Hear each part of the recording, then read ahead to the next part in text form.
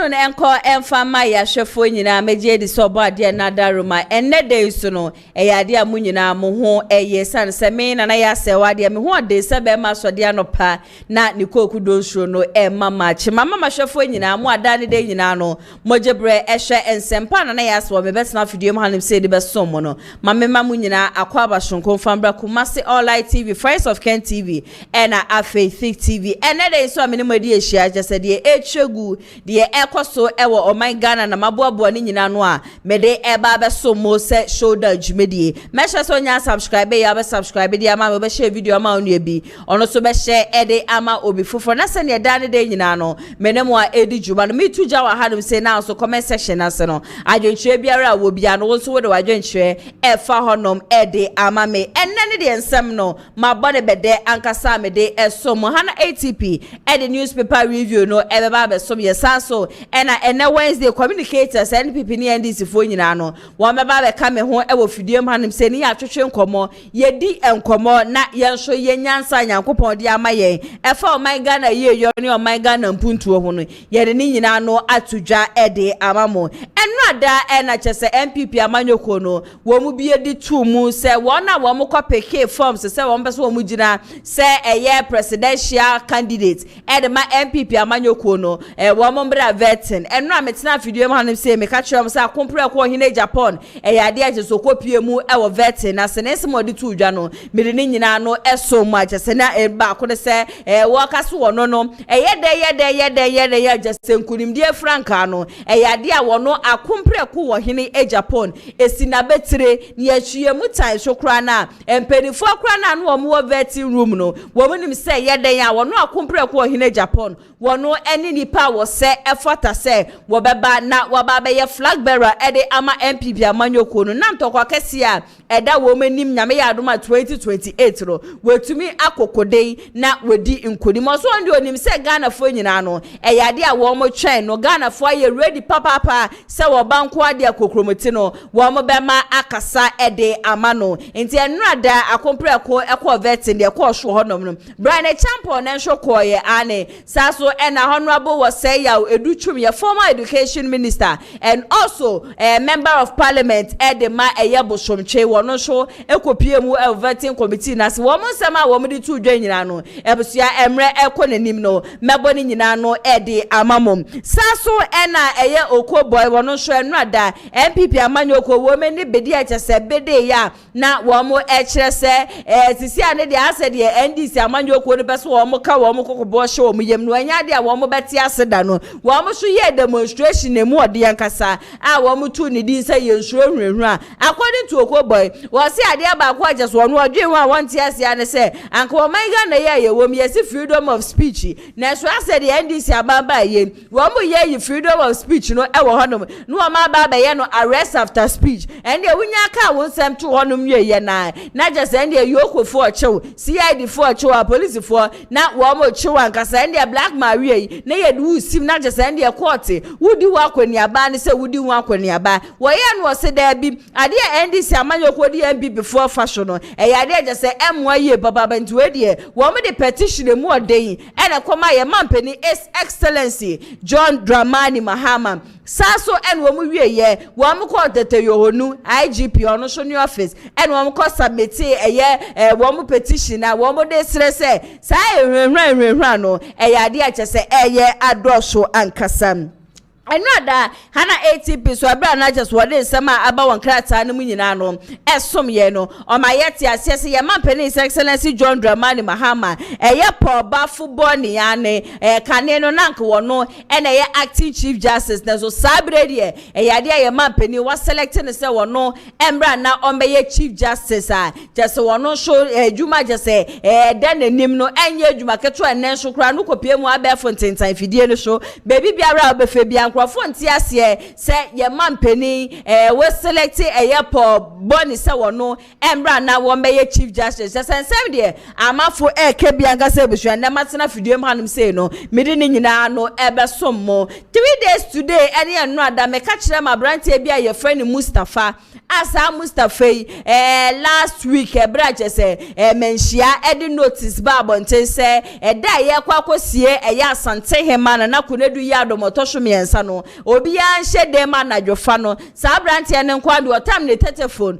wodi si nanim etoto ayampia edidi atema chese bushia na nya asem ketwa no mere ho update ahono outdoor na ene de ababa shom na nenso kura na matena se no na report bi ne na mabe fontan fidie no so e kire say sa branch na ye sibrim a nanim ne nafuno ne nani nyina hono no yade abrantie na to na nanom ewansie do sa bredie abrantie no na wofo so da bi ogusuwa etiase a menemo ekase wo mo koye ekopie mo from sources and answer from information na ya sewa me gada ye na chese ofie suofia ane ya tawukrom honom no finti no wo nebusuafo ekopie mo Queen Mother wo honom no se wo mo ekwa akopa chew na ensama Queen Mother no ede tu dwa na emre ekonenim no yade ambide ni nyina no ebesom nti ebuhwe ne ye nhase na ye mfa ye de na ye remu wo NPP fo na kache no ada vetting committee wo mo tena ase agese akompre ko hine Agyapong di kan ko ye nipa otosho mienu a wono so ekoye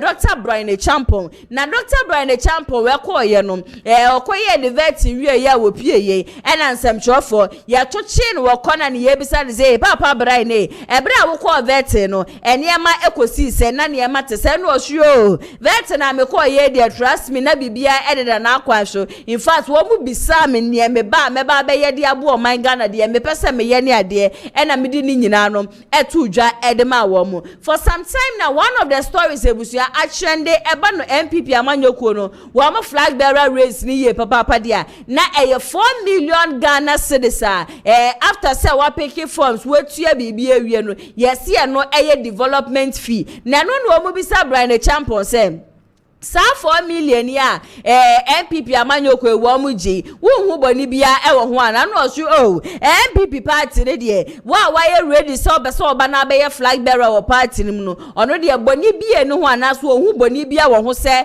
wo betam 4 million na ya to de da na se de da so development fee se wo dey support NPP party no o se baby a party na ba bedu sisi ano sika na party ne hia into ono ne tam 4 million se wo the development fee ono Dr. BRYAN ACHEAMPONG de trust us say ohun boni biara ewo ho video no ewo hono ma mehye so be ka me ho ne yakọ na yakọ akotie Dr. BRYAN ACHEAMPONG enrada ebra so see from every vetting room no emra sisia.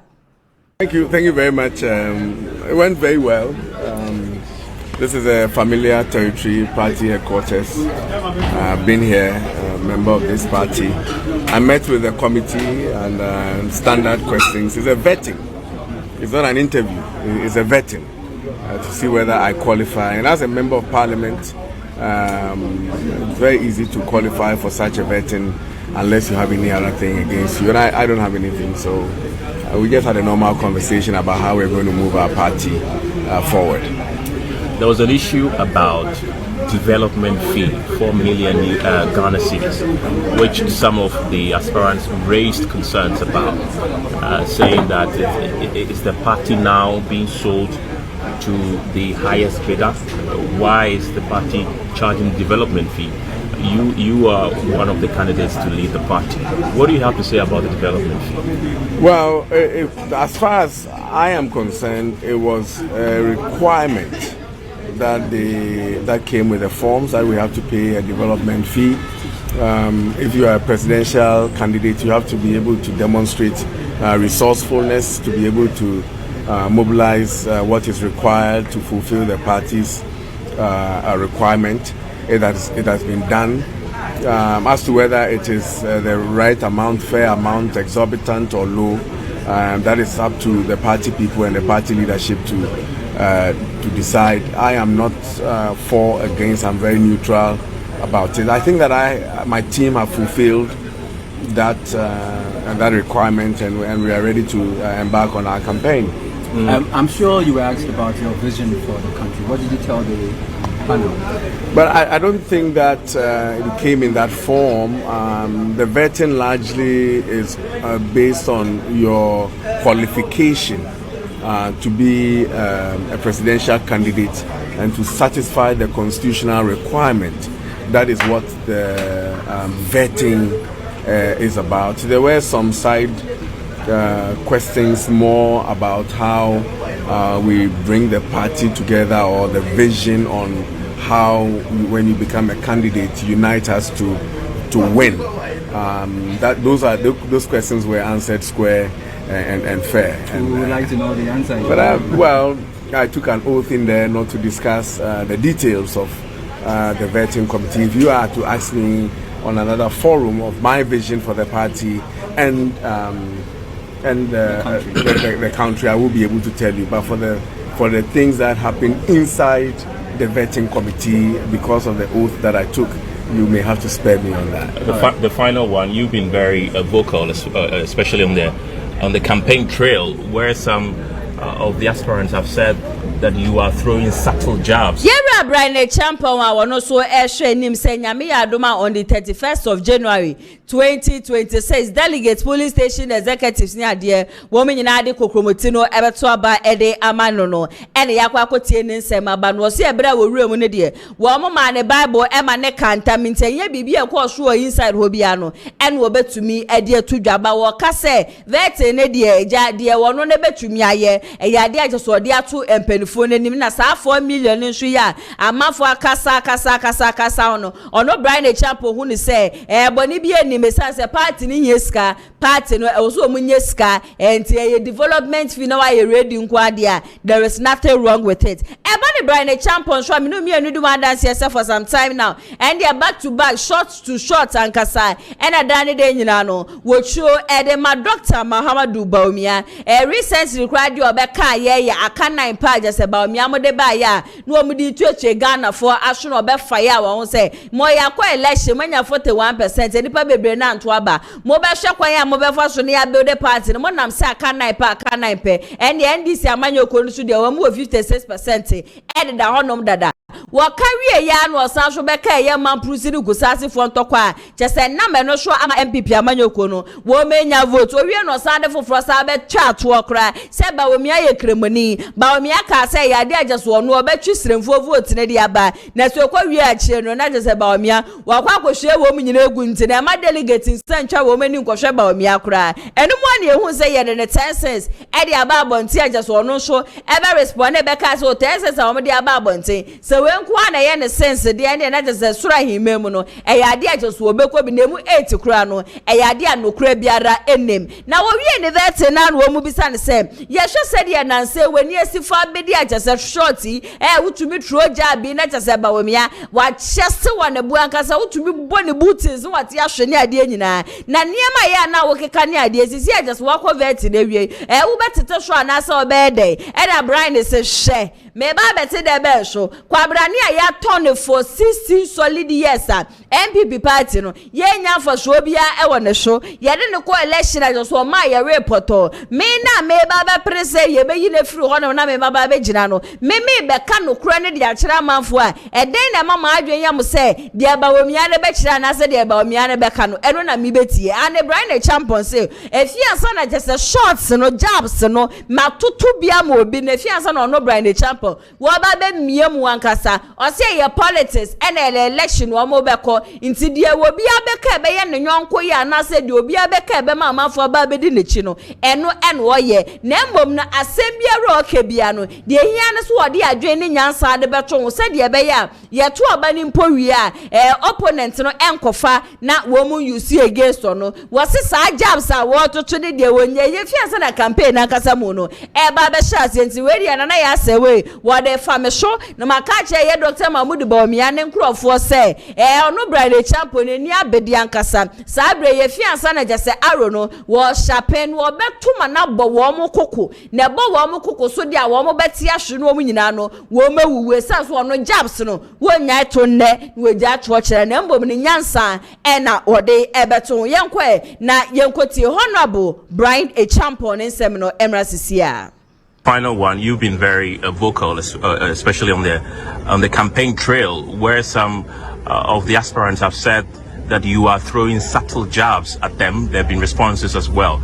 If given the chance, some of the things that you said, would you retract them? There have been a few jabs, and I think there will be a couple more. We are embarking on a campaign. I mean, I will be hit. Others will be hit. It's part of the campaign. It's normal in our politics, except that wisdom must be applied for you to know the line beyond which you are infuriating somebody. That will make unity post-election difficult. But the regular jabs of pecking people's faces, those ones will happen. We just have to make sure that we don't poke the eyes, and that will become a problem. And the Bushia Bride Acheampong no was a jobs near the fiance and war barber to the more diancasa. 1 net no jayochina nem momuno, won't be you be a tembe cassa and fentubia. A yakensi and a munina moko into the diabama for Mobaya corner the amount for now for 2 by the amount. And no Bryan Acheampong, whatever baby. Nana said the answer Dr. Mahmoud Bawumia and Cassan and who I am a mobile kakra. And they said you TC Ashanti region and then the away campaign. I said about me, what's what's yada. A son saying Crawford not 2023. One would do no Bawumia chia, not just what for her no material idea in ano. And net they am and I will say, a idea san Crawford in our masha say, one much one more bako. Woman in our baby who say, Dr. Mahmoud Bawumia, you'll be just the idea I can see any man as one you'll be a Yakasi and then a can see over to me a one and couldn't dear. It's me about dear. And rather say, Metina, I catch them with blind Bulgaria. Said the Abrantia where young passing uncle too far to short a pa.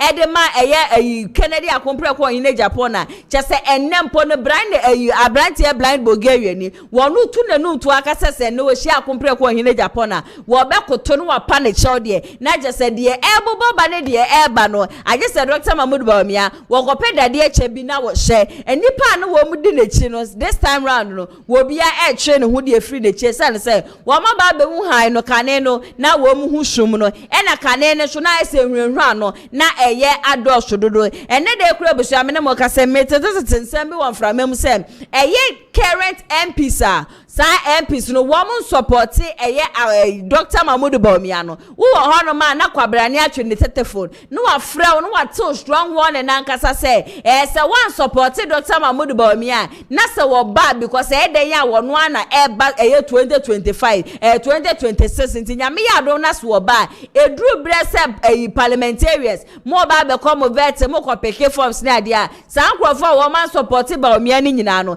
ya dia wo mo be step down na na me na yas wa me gina so aka say from enkomo ayenso yedi wa abonten no we are parliamentarian na say we MC na say former DC ya hwe ye papa no wa ma obi biara enhwenhwa wo akensie na MP before mo kwa animanim ya no eya akensie amoko akogina dia magana enye party na moko gina ma se wo man Ghana be ye na wo man Ghana be tumpon a ejina delegates police station executives parliamentarians former MDCs any DCs ni ade eye mo ne na gina mo so se wo man Ghana so be kase de na wo man Ghana kana so de a ejina mo so nti mo hwe ye na ma obi intimidate mo hwe ye na ma obi awura enhwehwa mo na ma fa kokromoti na nkoto aba fun bi a at the end of the day Ghana for ye na ye de yesabegu ye tiri so na yesum eno ada na mo so na ye de ajesedu chum wono so ekopie mu ewo NPP amanyoko ne party office na wokopie mu ewo honom nom ene ja wono so vet ni ko ne wie no so de nsemi tu dwa wono so atutu bi e de fa sa 4 million no wo kire say sa 4 million ne de masa so why you ready papa ba so obedi party ni ma e so to me pesa 4 million ne to ho ma wo betua no no Bawumia ono educhum de frankly speaking boni bi eni ono so for sa 4 million on de ohun boni bi awon no ye no say e ya de atese hope ba ani kunim de ba entinetifie epoye ayi be tese tokuro bi a wo hyemu bia no fa hye wotirim say ya de agese hope eba e na sa hope no e ye wono ono abo say ya weduchum wono na betumi baba bua wo man Ghana ono na betumi ama wo man Ghana etumpon ya ba da duchum nso dia ma so ono so ye ne 10 cents babonti a ni nyina na e kire se ono educhum kra na de je se wo we man ankasa wo pagya man ne nan de kwosoro eba wo mu skululu ankasa wan de eba ne nufu aje so otumi mia na kwabra na ejirechi a na je se ne ho nyina no esane no je se 10 cents eba educhum de ne de buhia enya asem ketoa woro so sha ase se wo kasa e de egesi eye niema bi a Dr. Mahmoud Bawumia kane niema bi a wo ye ne said the recent election anko ye ya ma NPP obeba ba bonte beba be pacho wa wo ba ye na je se sa pacho no wo ba be fole nkrofo ni nyina e na educhu meka se masa wo na wo ye peni na wo de o man ga na esika sem so ne ade nyina we du bone a hwem na pacho na ye ne de fa ye si nchen ne busho obeka ye na e na ye de ne tenses beto apa so se team but this time ne de also no wanti obi a case hope is coming as a hope eba no e ya dia wonu educhu mo ba be ye flag bearer dia ma NPP amanyoko no 2028 na wetumi asanso ama NPP amanyoko no abapawa yasanso kwe na yenkotie honorable oseyaw educhum nensem no emrasisia. How did the process go? The process went very well. The vetting committee members were great. I felt very welcome. They gave me an opportunity to respond to various questions. I've shared my views with them on how we can transform Ghana. From Azim to Zabzugu, help is on the way. We will fight the war against poverty and we'll win it. We'll create a better nation than we've ever anticipated. That's what I said with them. And today, I'm excited that this process is over. Thank you. One final point, this about the development fee, 4 million Ghana cedis development fee. Some of the aspirants have raised concerns that it appears that the party is now selling the flag bearer position to the highest. No, I will not comment on it. This party worked so hard for us to have a party and for us to have elections. If there are contributions, that's the way you build a party. Thank you. Thank you. All the best.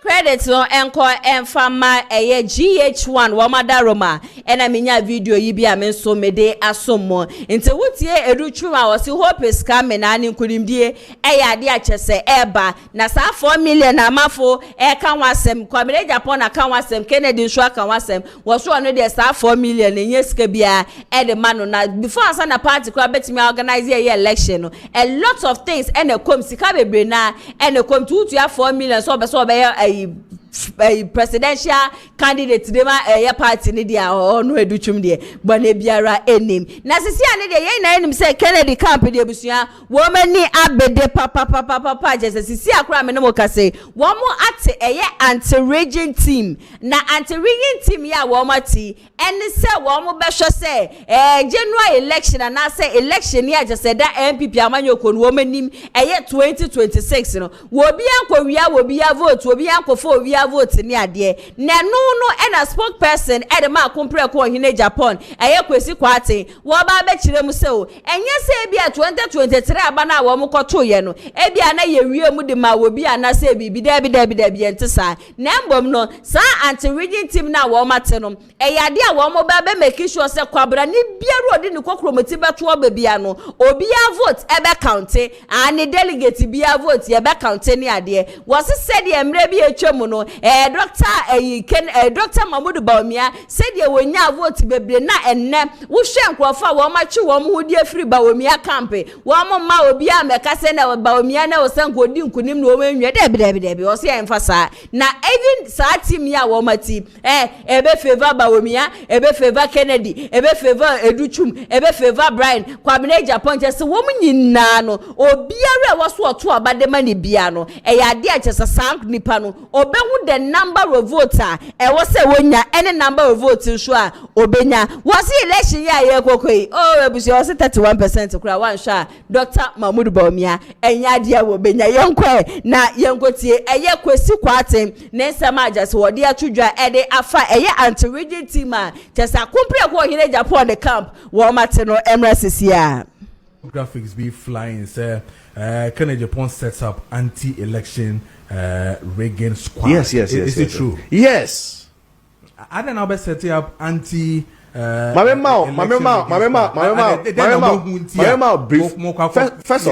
of all, the anti-Reagan elections team or squad or initiative in the is not only to protect Kennedy Agyapong's votes. One is to make sure say Dr. BRYAN ACHEAMPONG votes or be.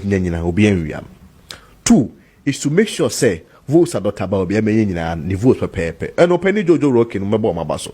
Again, is to make sure say me and Papa Dr. El said that you vote to Benyan will count the same vote for him. No, Reagan election. Kennedy Agyapong also vote to Benyan. But more example, you got two last election, last primaries who said Dr. Bawumia 100%, 99.3%, almost 100%. Yes. One more, you have in November, the primaries to nothing November 4th. You have between November to the next primaries to parliamentary primaries was just December and them. You a very key analysis na me you. One more 2 years, Dr. Bawumia ba contest be Lucia. The same constituency.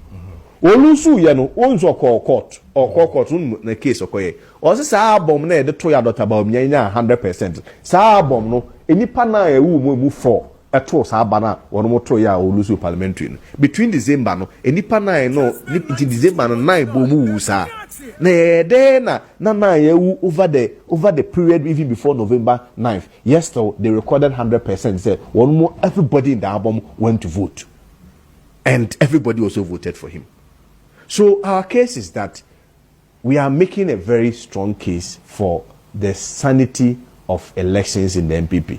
We want to restore confidence in the NPP. But the party has restored confidence already by saying, we are making. But what is illegal about? It's not illegal, but I say, oh yes, sir. Maybe sir, are you not creating? I mean, something beyond. Top as what say, oh, and kind of obi area into me, obi wiame. Into this time, when indeed you know, say the party in itself. The person can say. You quite the Dr. Bawumia the person born home. What's mama? You was mama. The votes obey. Me, I don't see him getting more than 31% in this election, and we want to protect him. Say the votes obey. Yeah, manon kwa say when you say Titi. What's na manon kwa say we are Dr. Bawumia 31%. They be votes ni be o man ko kan dey na ko di BRYAN ACHEAMPOng na we we na Dr. Bawumia obi wa ko bi pe Dr. Muano number 12%. So onu kwa mpo na ya mano. We want to protect everybody, the sanctity of the process, so that everybody's vote will be counted for him. We said I'm not doing the same quite. If you had 7 votes, we'll count the 7 votes for you. If Dr. Luchum 100 votes, we count 100 votes a man. If Dr. BRYAN ACHEAMPOng 20, we count 20 votes a man. The Kennedy Agyapong 1,000 votes, we count 1,000 a man. That's what we want to do. So we are only building a system that will ensure the sanctity and integrity of the electoral process. And that includes everything. Okay, that includes everything. You and your campaign team, do you trust the party to do a good job during the elections? Yeah, but no, I mean, even if you trust somebody, that's not necessarily mean that you also not take care of yourself. What I say? The fact that you trust some of our I don't know. You may trust your partner, but I don't just say you won't take care of yourself. You also have to take care of yourself. And I don't think it's so much of a rebellious mindset. No, it's not really a rebellious mindset. No, and Kennedy in the squad, no. Just a Danny Day, especially Mitana Fide man who say Nebusia, the shoulder Jubedi, Soma, Ayana, and Sama Jasama for Bebrina, Eta, Ekane say, I was a compre in Japan to me a share, not one set committee, be I just say, a woman brand of Sosia Quaco to a bar, will be Korea, will be a ban, will be and go be fashion and no show, and another showdown biara environment ni said dey another ni dey na mo ka metie no eno e dey dey to akompre ko hene Japan wani mebusua waye ne sa pepepe e dey amamo na anti-rigging team ya jasa ba bontin na mafo say wo mo ni dey wo mo ntia ase ka me akwakoye say Kennedy ni ne squad no ase dey NPP amanyoko no electoral commission ni ade wo mo ni gidie biara wo mo na mo show dey bi we nya gidie bi na ye ni wo bie mu ye hwe ni ya protect wo bia vote obiara just wo di kokromote no ebeto abanyame yadoma on the 31st of January 2026 no ye beka yo bia vote was it Dr. Mahmoud Bawumia akwa de wa baby penyo na wa baby penye nyina ye hu de koye said ye na amafu sifa ye na just one na ye chosi one na fi January election ono akasa ni kuro ma ye kwa akwato aba just odi nkudim onya 100% no afi de ye kwa akwato aba January election na ni kuro modom just amafu achada amfa kokromoti no ankwa akwato aba amfa man even in Ashanti region vote just wonya ya na kire say amafu ewo doshunku bi de ma no so kwa wi January election na just Asante man temu aso no enipa bebre na ankwa akwato aba no amfa man enti wo mo mpese sa show down part 1 bi esi mra bi etwem no another part 2 besi eno wo mo mpese obi aso di ebufuo ebe free party no mu enti obi a vote be count ane ukotuma Bawumia o ukotuma Kennedy o ukotuma Kwame Agyapong o osai ya wedu chumo BRYAN ACHEAMPONG obi a wudi kokromotin beto abade be ma ne bia no eyade asa nipa ni vote no eyade a ebe count ankasa na kwesi kwa atensho de back to back ebuhwanya asam ketwa wasa kwa akotena Kesben no akotena Kesben no say ye honorable say chairman sabonshu medi wo ho ya papa peni anka wo wutifie na kaja emfra ya de na nyanka wo mpo na abetwe mfra na so anaso na abetu mfra na fo wo mbom na wo ba abonti aba be ka kire sa kompre ko hine Japan eyade abrofo kasa ye fra ne brofo on tintin se mre so na se Ghana fo ye pesika eyade obetumi de Ghana fo akọ IMF no akwaje bosiade aba na no na kwesi kwa atenwie no oba be kase bebi a wo man Ghana ya ba bedru na wuti akompre ko hine Japan dan ne de nyina wo kan sam no de nsem egu fom a ne nsem a wodi gu fom no enye bosiaba asem debi enye IMF asem wo kire the resources e wo man yimu kwan obetumi afa so je so be create jobs ne ade na ma man Ghana etumpo na ma man Ghana so afa ne ntuma pa efra enti nsem a wona boss eche mensa bonsu na no ada wo be kan ye na Kennedy ntebrofo wo se Kennedy wenya respond wo dada ba kwesi kwa aten so say emuaye wo a wo no so edi ja kwan no enu ne yenti eno so emra sisie Honorable Chairman Sabons, I'm told so can say Ken and Timin Cabrofo na would no committee ne IMF ne ade obeda could do and Ken responded by we are money but just say I don't even think say person be the president of Ghana as I dream about in the IMF. Yes, we are not ready to come and perform because IMF is a hospital. Nobody goes to IMF or nobody goes to hospital bro you are in a good condition. You go to hospital when you are not in a good condition. But if you are eating healthy, you are exercising, you are dieting so well, you are having rest, why do you even think of hospital in the first place? What I say? Check up. Check up is different from say Ukojinro. In IMF, check up check up in this context will be going into the international market to go and seek investors. Okay. But now Okoji loan there. And no now Okoji. It's the same thing. And Kenny says it will be it's even shallow thinking to even think of that even in the first place. Say but President Magana say Okoji loan. We need the president that will create jobs for us. And I've always maintained that if you look at the first industrial revolution, second industrial revolution, third and fourth industrial revolution, we always at the consumption end as a country. And we need to go back to the basics and leapfrog. And that's why Ken talks about the agriculture and tourism as his main focus or the best on mine. And of course, he also talks about decentralization. Oshe is greater cry. Greater cry is almost choke. Not even about the chokiness, but we also have to stimulate growth in the other parts of the country. So, 24-hour economy, it's not artificial. It's not artificially generated. It's based on demand and supply. My more example, so be from Friday, Saturday, Sunday, Kumasi boss pa the day of pa. E do Sunday numre na Kumasi go. Woman go be afri ho. Ye kwa ye nyina obi abankan. Obi afri ho ko ba bi oyede. Oye ne nyuma so. So literally it becomes a ghost city or ghost town.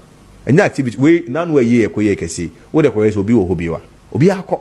What I say? So in order to make Kumasi more active, why can't we take about 2 or 3 ministries to Kumasi? Agencies in alcohol. Then if anybody who wants to transact then goes to Kumasi to go and transact. Why can't we take Ministry of Education to Central Region? Say how can the schools in Ashasi? Anybody who wants to go and transact with the ministry and all these agencies, so that you have people moving across all the regions. Or qua are there some behind hotel at them? Or better you are Eddie. One of some community So ko we pay akra But say don't mind your cost too. o say Oh mind your cost. no but no more free time labor akra the more nya cost oh so no say your cost obi free so nya back cra they be on the Abusia for Kennedy spokesperson Kwesi Kwatin ena yakwa kotie ne nsem abana chese wo kire se nsem ajeso onu abo se chemi nsa bonsu beka na anu adabi no sansem ni nyina na yade agese enkuro nsuo ane nyanyanse bienim bebi a yedru o man Ghana said ye ni esifa bede ni ade no enye wan na ebutibrofo na enye wan na antibrofo na ni nyina mo nso na me se me wo video bi abusua me de ata na nka me pese me de be so mo mbrepemu but enne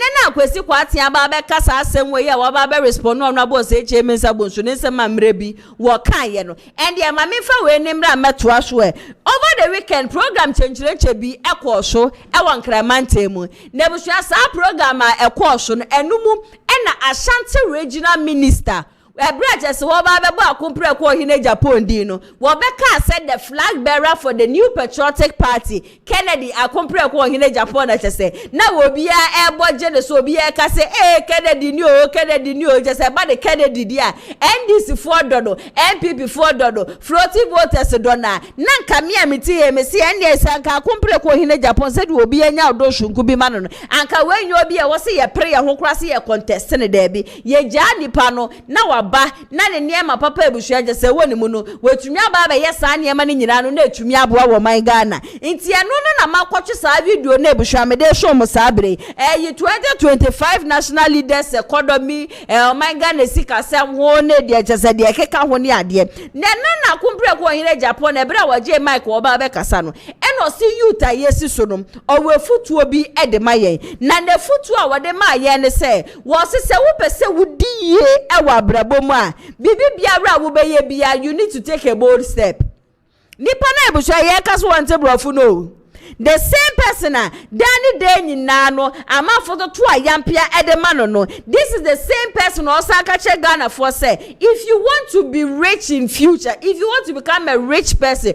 you need to take a risk so when take a risk now you cannot become a leader when it comes to akompre ko in Japan or you be just an niama work ne nsema work no enye se bia na no obeso obeye flag bearer na se ne no obeso obeye mampeni en okasa asem no this west wonu Kennedy ohine Japan waka da bi on my video bi wo kra na tes wo shase yes wo ko shase yes wo ka 2014 2013 2012 ni ade and from there now be see ne dey abusua me ne mo kase Kennedy sisa na no da ne bibiara no wo kambre bi ehwem no eno na enne kra no obeso obeye mampeni no ogusu a wo ka na eba no man Ghana economy ni ade nso na me ameti he me wogidie hwonko se Kennedy enya sa chance na put a lot of things in place na man Ghana afa ne ntuma pa efra yenko na yenko tie Kennedy akompre ko wo hene Agyapong na nsama na se futu ajeso wo de ma youth no emra sisia young men. You need to take risk in life. If you don't take risk, you are not going to succeed. The future belongs to the risk takers, not security seekers. People, I'll give you an example of what I mean by security seekers. You have bank managers, head of corporations, they make money and all they do is they buy treasury bills. They don't want to take risk. When they buy the treasury bills, they tend to forget that it is somebody who is managing it for them to get their returns. And if I am managing your business to give you say 50%, it means I must make 100%. Now, why don't you manage your business and get the 100% yourself? So you have to take risk in all your endeavors. Without taking risk, you can never succeed. You can never be like one of the speakers here. So youth, from today, what you've heard from all the speakers, when you go back home, begin to think through it and be a risk taker. It is important. If not, you are never going to succeed. Again, you should be hardworking. You just don't dream and think your dreams will be realized if you don't work hard. You need to work hard. Normally, every person works for 8 hours for a corporation and goes back home. When my former minister was sharing or giving her speech, she made mention that she continues to run a family business and also work as a politician. What it means is that she makes money from the restaurant and makes money from politics. Anybody who works once, say 8 hours, and go to his comfortable home and enjoy, do not expect to make the same money as the one who has 2 jobs.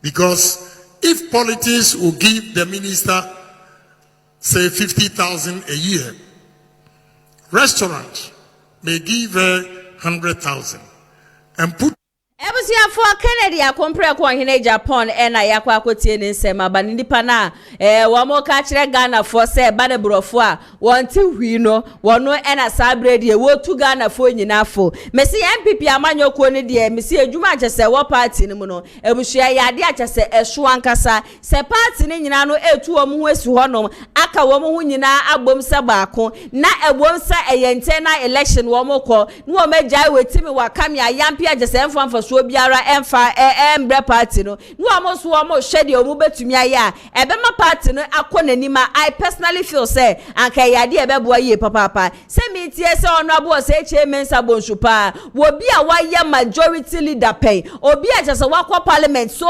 many years na obi a wo sa so aye former MP na wo ba be ka asema jese betumi aboa party wo ba be ka asema jese betumi ama party akonanima na wo begina honom ka kire wo nyonko se ye pa obi a jese okwa aye mefa obetumi akwa wesa brofo ni die gu honom betumi akwa ka brofo se de ebe ya amafo beba no wo mdi zika beba begu ye botom dia ene na jese wangasa mu no you don't really mean or you don't really understand what you are saying baby asabre wo man Ghana yedru no enye wo bi a wo kwa aye mefa kwa je bosia de abre yoyo dabi ena wo kwa Ivory Coast ane wo mo eyima mpani wo no ne yafa kokromoti ankwa ankoto aba dabi soja memu wo no angasa na tisi mu no hwe se de ne emesifa keka kone ade a dani de nyina ye kwoto aba no kwabra ne ba na jizo ba be wiwi Ivory Coast fo kojo to o tisi mu ajaso no ankasa ebe di so no ye nyina ye nim se de ne Ivory Coast se de ne emesifa eko inti sanka Ghana ye nya pani bia wo no so betiase ebe hu ne se resources atwedi amponyankopon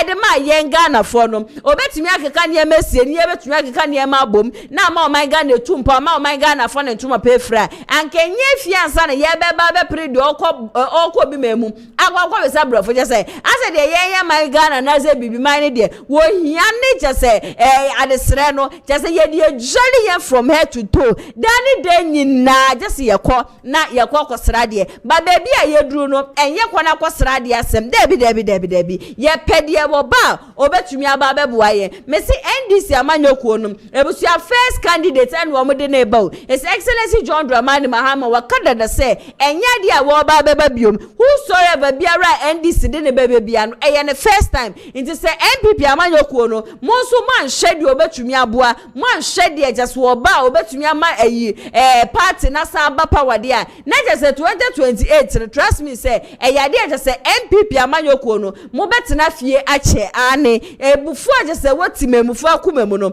enye ebufu ketwa inti say mo wo bibia wo say mo ye dia mo ma mo ni emre na mo nye nanimonim ya munsan choose candidate chesa amafo do candidate amafo pebi de me betrese muntu ma we ya na se muntu ma we nyame na me bekire ba de mo ankasa mutisi grounds na mo ne amafo kasa wo mo kire so osibesi ana so obenten on ye de ne badge so meto aba ne de amaye no na mo to aba ne fama sa nipa no na wo mbra no agese MPP party no entumi ensa so emma power MCS abe ya no kase ha na ATP watena se agese nsema aba won krata ne mu no wo ba be pese ni nyina mu ede amaye ATP mama wakwaba na ya se o me bibi abako de Yesu adom na so oba de na daroma me nso me hu ye papa nkrata ne nsema aba wo mu ne pensem mu ma ye okay na ya se wa na wie ma me for daily guide fa ma yetie fo ni ahwefo nyina kwa aba fa ma ene day showdown dwumedie so na no be pie mu e wo daily guide a na se ye mampani JD ye money ye ma mi toku no ho nsensema na se na wo man ga na mo ye suspending e se yi na firi onom no e se no ye yi ye bafo boni as a chief justice and the krata e kan wasep enso e wa se sanso na NPP amanuko na eseja wo mokwa gida na delegate ade o mokokromuti akwakoto aba no e da ma wo mo no e na obepie mu e wo delegate da Dr. Bawumia ni foni e da ha se sanso na Kennedy o hine Agyapong o se ya wadi twum ni foni e da ha nrada e vet no mokoye no krata no enso e kan wasem enso e wa ha na akosua menu na e kan asem se e ba na ndi samanuko na mo nyina hye bo se Moba mbetimi just 2 weeks kura asolve eye galamse atiate se e wo man Ghana mu ase e de amaye nanso eye akosua menu se o da bi da enya de ndi samanuku no mobetimi abo ama galamse atiate se wo man Ghana mu ase no eto etimi etwa de biara da ene kratai e ka ho asem enso e wa ha wonya bia ukomu sukwa no akenkan nyina bi enso e de amaye na wo ba ase susu na se yensuro ehunahuna demonstration na enre course no ene kratai e ka ho asem enso so e wa ase zasu na BRYAN ACHEAMPONG enre de na hwe kratai de ma wo senyankopon boa na otimi be yo mampani e wo kro ma se ya ena kokuo no betum ye baba pa ma kokuo fo no sikafo ankasa crashfo ankasa ababu ankasa nanso eye bo ahen ai ado edin sembia beto abefo ntentan fidie so na nsema wokanya ne se nsema BRYAN ACHEAMPONG kan nyina o emfa ba bia obo adabia da even kura no se ne obaye omampani kura na wontimi nya hwe emfa emwa ye kokofuo internet krata daily guide e kan wasem ha no kopie mu e social media se boot for boot pa e na e koso e wo hono ma wonya bia ukomusukwa no akenkan nyina bi kama so e de amaye Mede wo kwa the Ghanaian publisher na be PM the Ghanaian publisher so na say ye chief justice is here in a fraud my isi no de ye ni so no e na ye chief justice first no na ye acting isi no ye ni so no na ye chief justice ye bafo boni ni phone e da say ne krata the Ghanaian publisher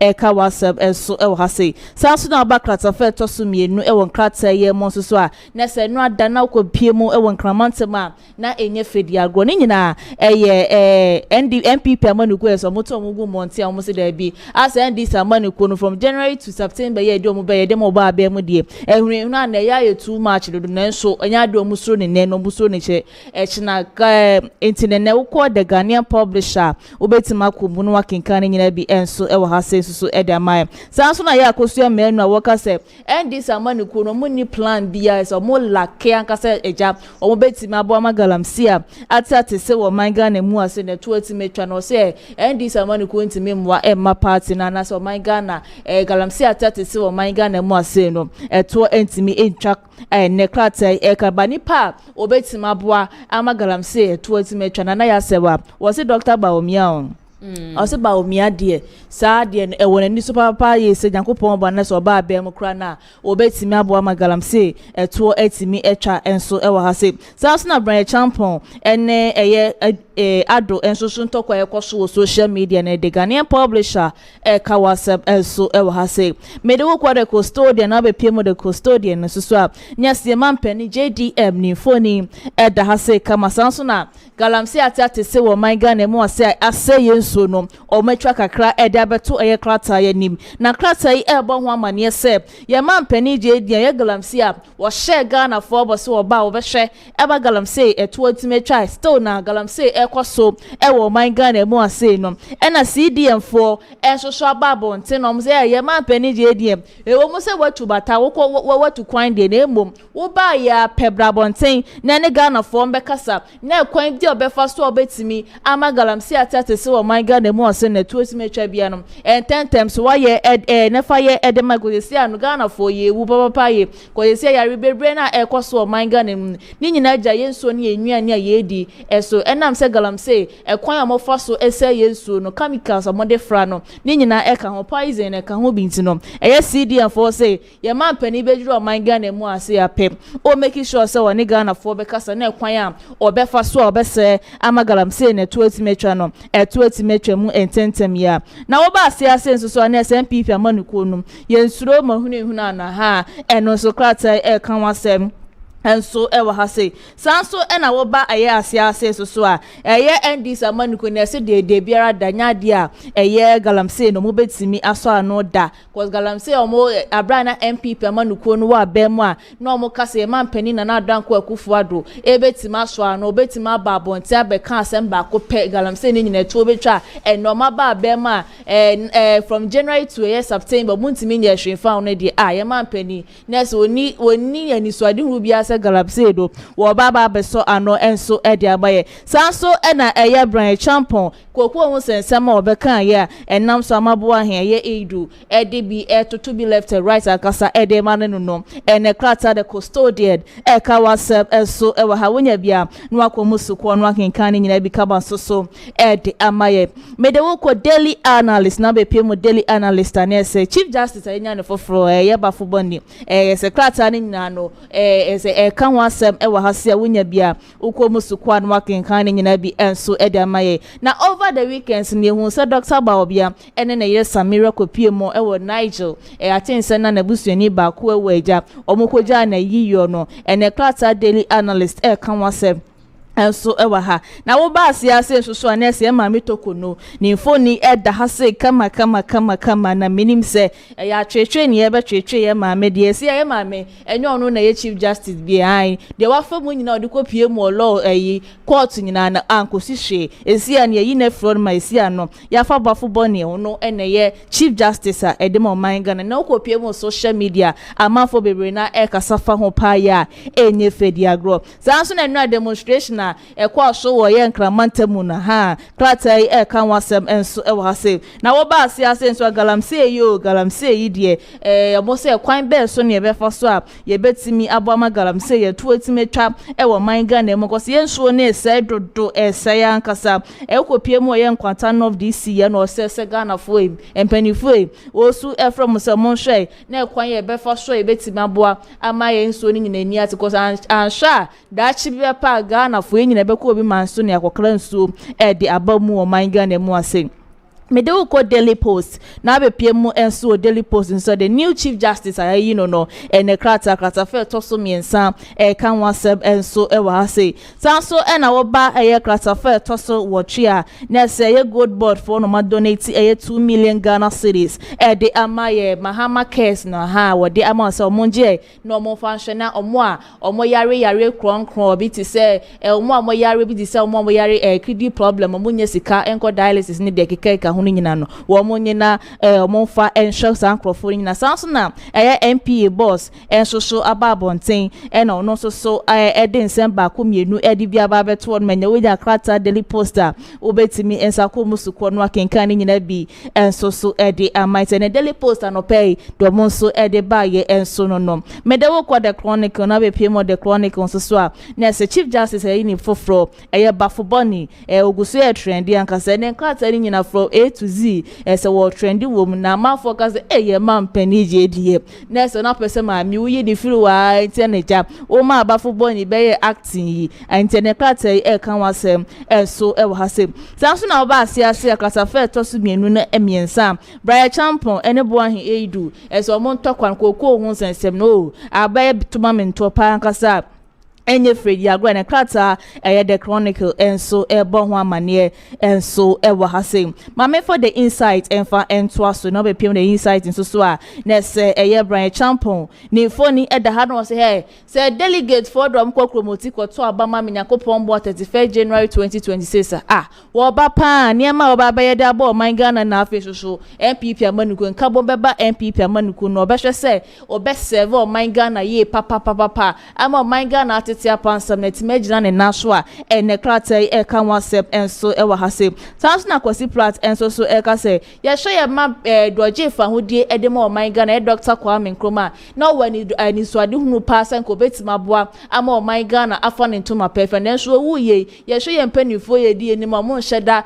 ehu sa esu ni bi ewo omumu na obesra da senkeja nke enya ba ku mienu bi ko man Ghana be kra be hwankasa ene krata the inside enso so kan wasem and so has a sound so and a gold board that one go donate 2 million Ghana cedis and mama hama cares no and also krata can was and so ha winner the insider obetimi akona eja working kan nyina become so edi amaye mama for the Ghanaian Times and fan sorry krata ni nyina so na be pie mo the Ghanaian Times so a Yes, Buffalo Bonnie so no Chief Justice no ni phone the hasia and the krata see adie ye you know as a Chief Justice and the krata the Ghanaian Times and so ka ho amane also e ha say na oba krata fe to so miensa na se enrada na police for no man da ohwe wo mo cooperation ankasa na niema mo nyenyaye na Robert e checheche wo no sika ne se kan ni ntuo de enye fedi agro victims ni nyina so ya che wo mo a ene krata enso e kan wasem enso wa hasan so na enrada na kopie mo ankramante ma na enye fedi agro ni nyina NPP amani ko demonstration upon demonstration na ekoso e wo hodom no enye krata no enso kan wasem enso e wa say ya man pani je die woni o man Ghana de na so de December ko bi ato no e de amase Ghana nkasa ye mpanifo no na say ye youth no ye destiny na ye say hwe ne ye papa ene krata ye the Ghanaian Times kan wasem enso e wa na na ya sewa me fa the Ghanaian Times e fa sorry krata ni nyina so na fa de akanyina e fa to aso e fa maye okay hana ATP na ya sewa was ye papa sense ma ba wan krata no wapensen mu Edi ama no amse Dr. Mahmoud Bawumia eden or solution ede magalamsi. Galamsi from economists aba digital. Ze say obesolve bibia kasa dia mai nti ye papa dia ginidi. Ebusia really to see na ATP nka meja ama wako na asem bia mehunu me akasa me mu no chese ewiase na ye wo na nkasa no ade cheni ade san bia na emu nsem. We ne de ya to din say mystery death ankasa. Na nim se me do ko eye gomua nyanya no mami bia yesi e friend aba okay na mami newu a chese busua wo mo hwe na wo masiesie no na ndie wo ma pe baby e de na kwa akoto wo ma ye bibie wie de mami be kwa mami atinini mami tinini na ATP yes aso de ne kopie mu hospital a mame na se ewu bia na wo mo last nkra ye busia adichi bia ene emu ensema ATP mame na wasi ye baba sensema ba won krata ni mu no wapense ni nyina mu e dia mai ebusia hana ATP ena yete ne nka na enche kra e yade a communicators ni nyina no ebeba betena sineja de ekoso o man Ghana no ya twehwe enkomo ede afa ho ye wa brantie bia jese wa Ashanti region ye friend Mustafa na Mustafa abrantie wabomi fita duku en watoto ayapia jasebusua emu odi ankasa edi ama mpenifo na enso nim se wo Asante mante mu hanum se nku ade a ye wura ye otumfo me boni dia no mabo mu nim se wontumi nka na asem na wonfa wo hu enni sa keke nti abrantie ye friend Mustafa na kwa be fo ndentafidie no so a infoni ne pay jase video si twegumi akora matena video manum se di asommo de bia metena ha me die futu emu oden ene de ma youth no na so youth no mabo mi fita duku mi tu o mo fo kura na busua wo muntie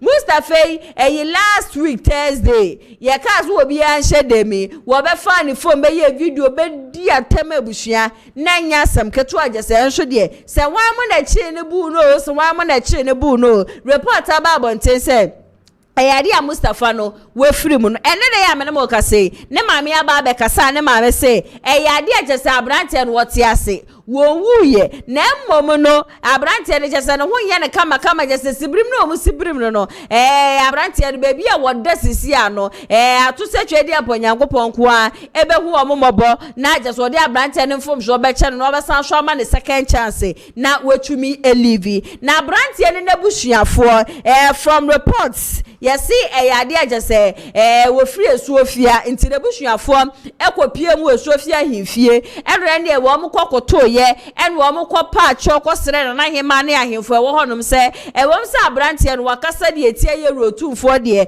na so wo sere eye na ahema ye baba se wo fa abrante bone emfa nche no na ne wo fa so ba be kasa na ne wo fa ba be kire se abrante na nkasa mu no wa adwemu yade ane na adwen jada nye adwuma sa adwen ne hyada nkra kesa eno na se wo mu anaje sa ba wo mu ana eba na je se so obi heavy said your penny ade nyina no mo ka wie na na hema se masa wabua wombo wadwun onipa da sene bie no on ma se bi woboda ma obetam phone e de besi nanim e baba be video aba be di pani bi atem na sanka yo no na hema pa na nka ebusua sa branch e Mustafa wodi kan che ne se minie wuni a anka sabre nka na busua ato ne funa daka anka sabre wo mo hwe so mo benya bebi wotafo na wo mesi abrante ne na hema amfa ncha anka sabusua just fire rain mu fire rain just mu odi ankasa e no odi ama eye ebusuafo na me so be ka me ho ne yakọ na yakọ akotie ni nyina no abasisia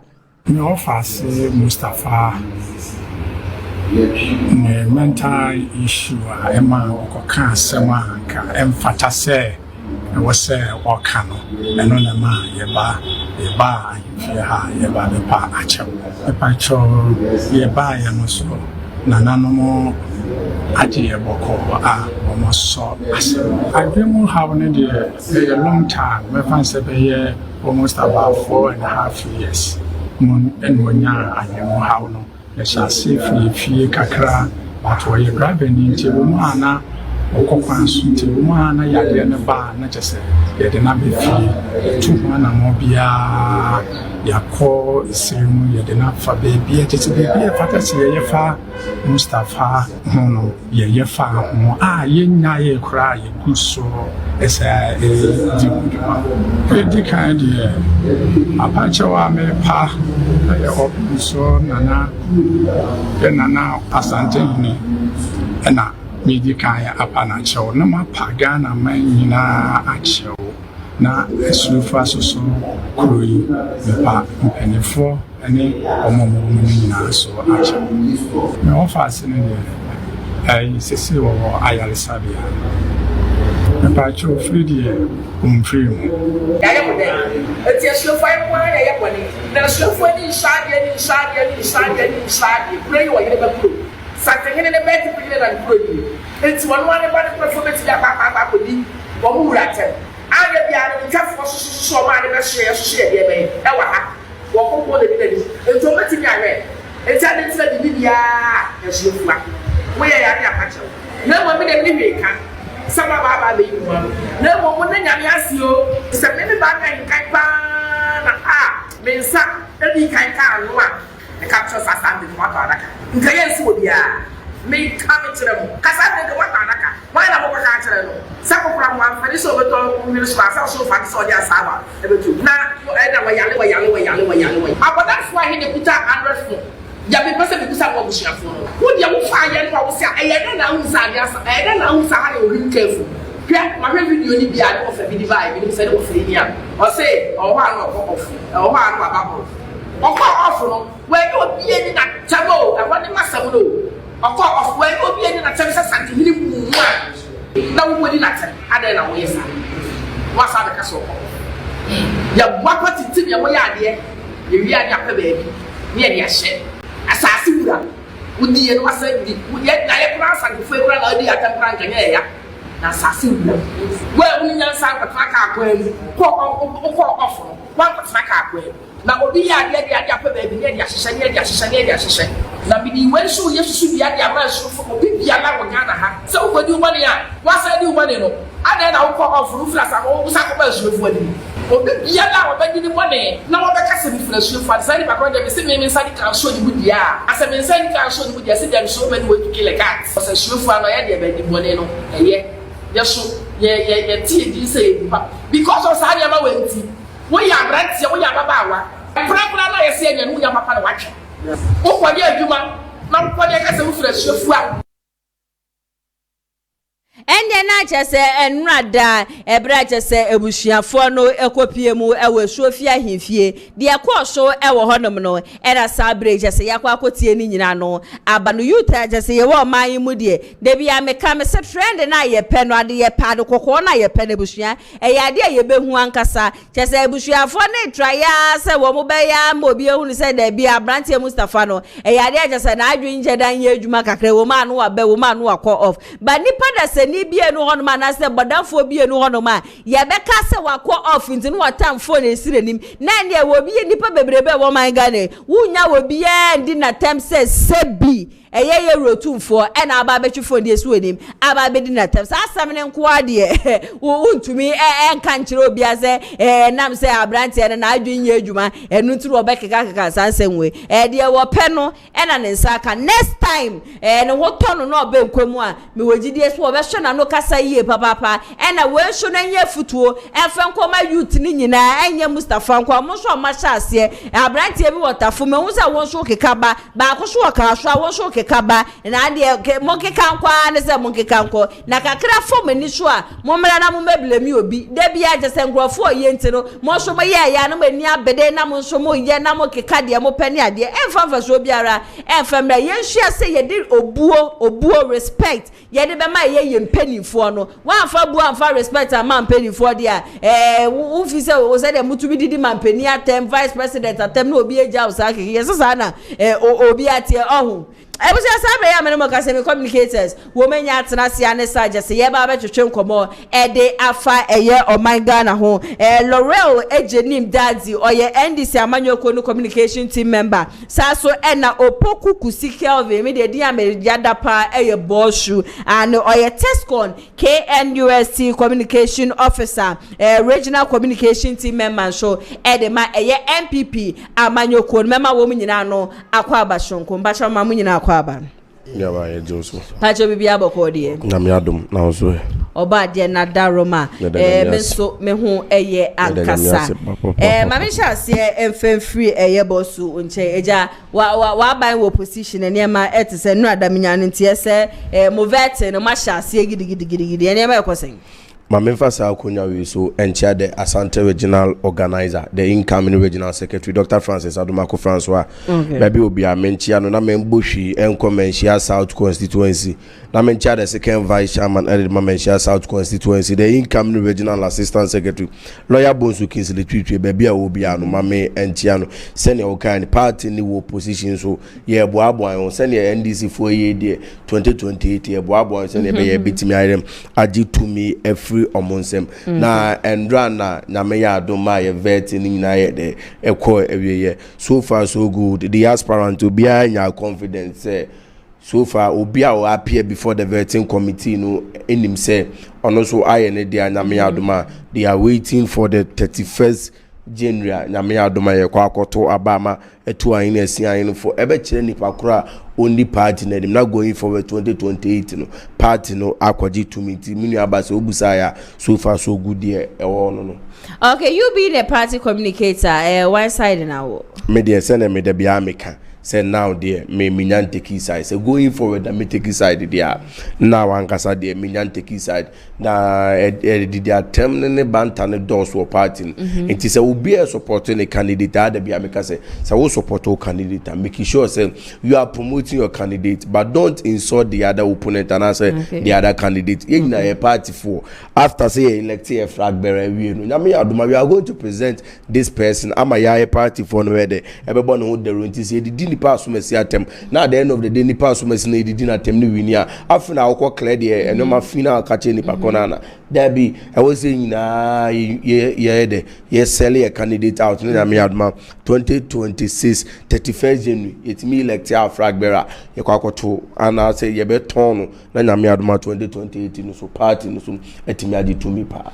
Okay, ebusia bossu na yatere nkasa so na Laurel nso ewa hanum seja wono so de na ban na power ntin maybe san seja na ban ba ye na niema etise Laurel wa ban ba niema tise nyame adum bibia ekoso mamu nsesi o man na etim no bibia de na akwam ye hoto yen say adame betina we video so ka say ye beba power make na bebre me opponent say we yent member ni ade no evidence no kwai den ewa so hwe adwuma president John Dramani Mahama Ebo Excellency and then the vice and the party form pinfoni nyina ya hu say ya NDC 2028 yes abefa akunya no me de akonya we chia me constituency executives or more Asqua constituency and a Miami MC honorable Amu Kamel adwuma obopa e wa Asqua no na enye easy hu say yes MC ye adwuma pa and Ashanti regional minister so mamu obadwuma gidigidi enti say nkofo bi dia ya antene kakra ye nwhwe no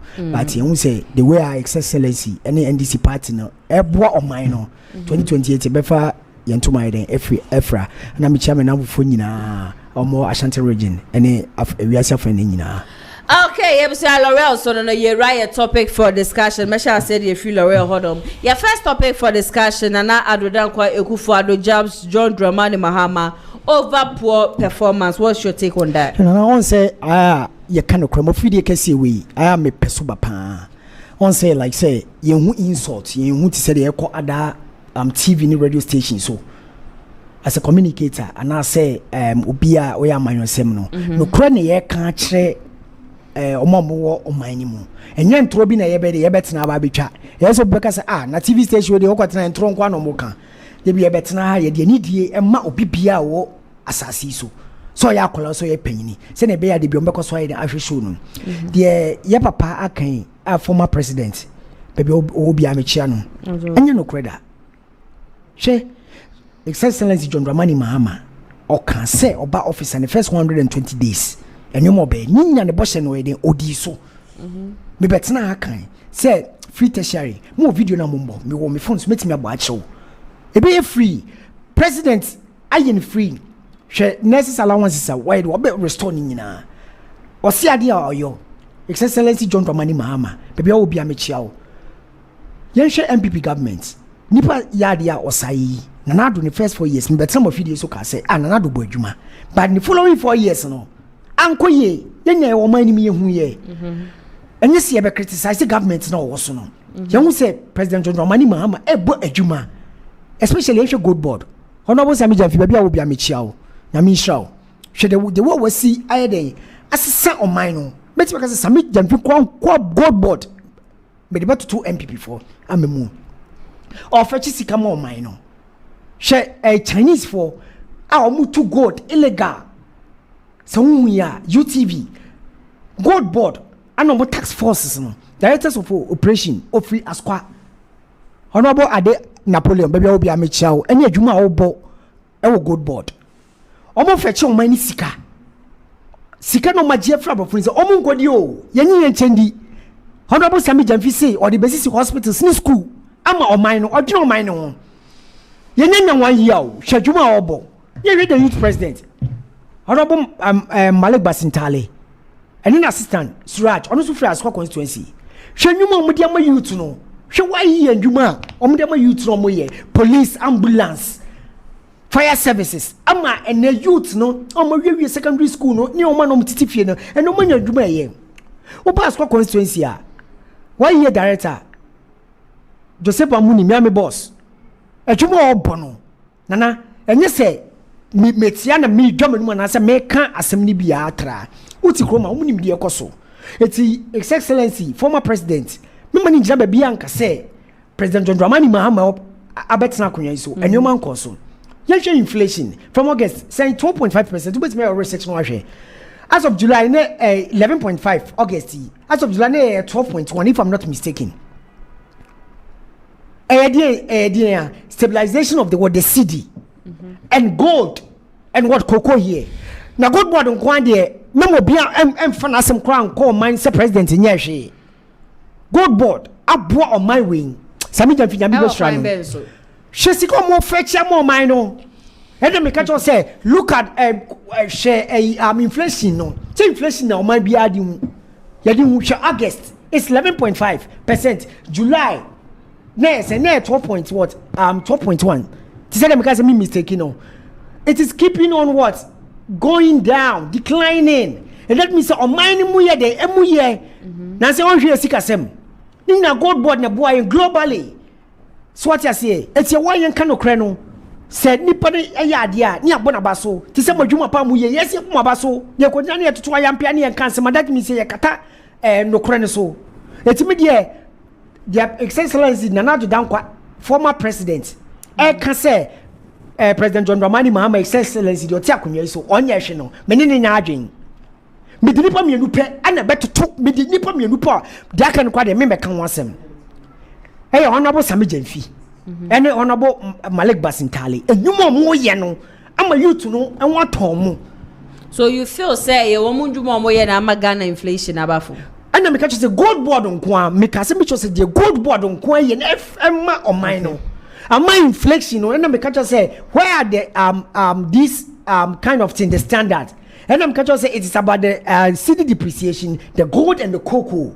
Gold board na e buy aboa ama on mine no na siansa aman bi so panini bi ba kroma say e ba beje adwenkyere every samagen fiwo about how so be yeden e be sia toto ni nyoma o ni krom I don't want call aman for so because of who say nipa ni adwuma mema munya hate and ma this current government mumien ka dokore no kro ni ye na na do buy 2024 ye the first time ya bona ba so second anko ye no ese ye kan say anko ye okay now president abano ye adwuma we do more criticize earlier criticizing enye ade be de be boa okay okay. Bossu, Mammy Tia won't so would take and some another than Kugu for the kind. The Biana Mikason. Amimuna Yibuno, and yet a body out to near you and cut you. Now, I became say, denti the Biaubidi. Ira President John Dramani Mahama, a Nipebiana or position, not a ball. Ira and another down Kuku for no bonnet. Yeah.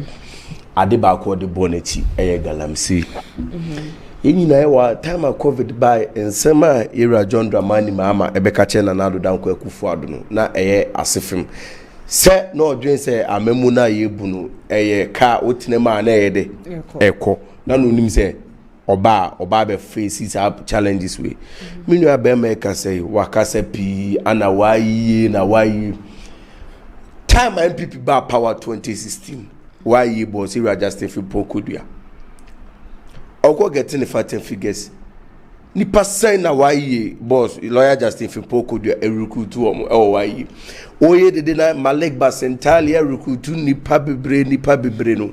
Recruitment is good. Wa oye recruitment is recruiting people into the youth employment agency is doing a good work. But here lies the case. Ni predecessor and as an successor for no I the asset pay someone.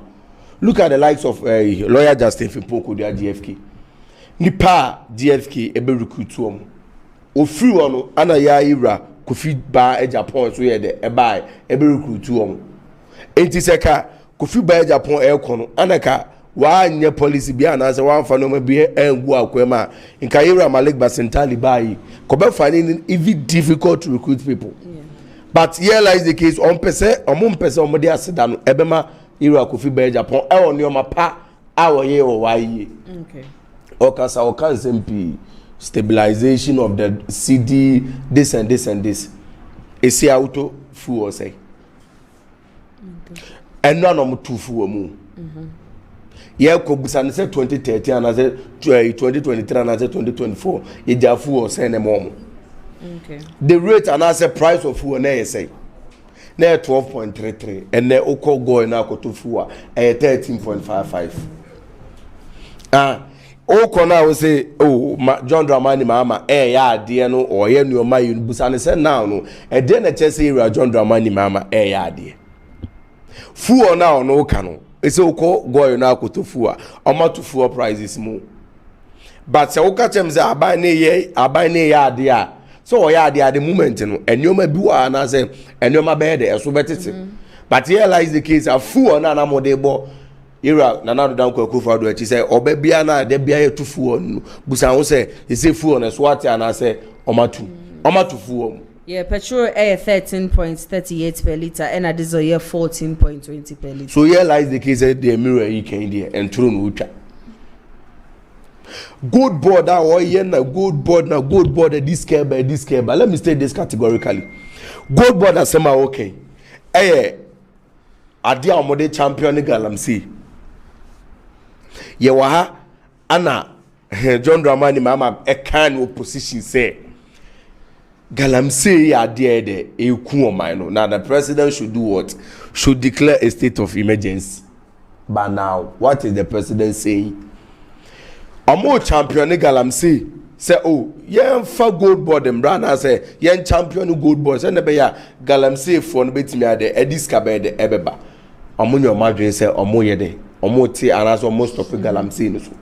we so ya ade aye de ye mfa mbuma ebo oman no form eti Yewura John Dramani Mahama nsem na o kana asem a Yewura Nana Addo Dankwa Akufo-Addo kana de mene no aye de eya adwene papa se o ka kire se oba ye nche ya Yewura Nana Addo Dankwa Akufo-Addo bae what the flowers of Nana Addo Dankwa Akufo-Addo ana within this I think say 9 months John Dramani Mahama ka so oba ye nche busane se ye beje abenjo ano 2016 2015 omokono how many liters of fuel on the jai say yemfa ECG adwuma but ye buy no within 2016 obete NPP for a complaining ana Debbie we never complained. A leader is someone who does not complain but rather will solve problem. But here lies the case. John Dramani Mahama buy within 9 months this man is complaining. If he knows he can't do the job, he should resign. Simple. Okay, ebusia chese ene studio hadie enye asem keto akra bosu say ye man peni hwe na se adwuma no wontumi enya on resigning and on for adwuma no to na complain ade no eye adoso and in fact ye na ebedi wa dance in fact we okre kasa no we ka say 2016 to 2020 his excellency Nana Addo Dankwa Akufo-Addo no obo no homode yankasa the downfall no happen right after say year 2020 about we no no mo be ka che Ghana for say Russia Ukraine war and also COVID-19 and I just am on my Ghana mu ayede but me am eti any there I know very well say excellency John Dramani Mahama gradually he's definitely going to pick up. Let's just give him the benefit of the doubt. But when it comes to Galam say once and some there me no nyenu in everyone dance say me dey kan fire hu ye papa because when they were in opposition they were behaving as if they had the solution to whatever problem Ghana for ye woman tin we na wo ma ba power no enu kwan so wo ma Ghana for ye kasa eyetente sa solution na wo mu provide e ama NPP amanyoko no sisi an eduru wo mu ankasa wo mu shunti sa solution no wo mu ma enye ejuma ebuso ebera next topic for discussion next topic for discussion. Bawumia was not finance minister. It's unfair to blame him for Ghana's economic woes that is coming from Edu Chum lawyer mentions in few yeah okay. Nana me pacho Gemini be my kai pacho me refer na libi wasin afa fuel prices no 18 December 2024 it was what 15 cedis 30 pesos and super air 14 cedis 55 pesos checking CC ahwe on say ade bi wa antina bronia ya ade bi say research we just research and yes antina make us mo fidi kesi we mentna so en twantro ti say the me bra ka say fuel say no mujaye wa search e de member wo that means say the NDC are doing better than the MPP ono akuta telephone on fa search nhwe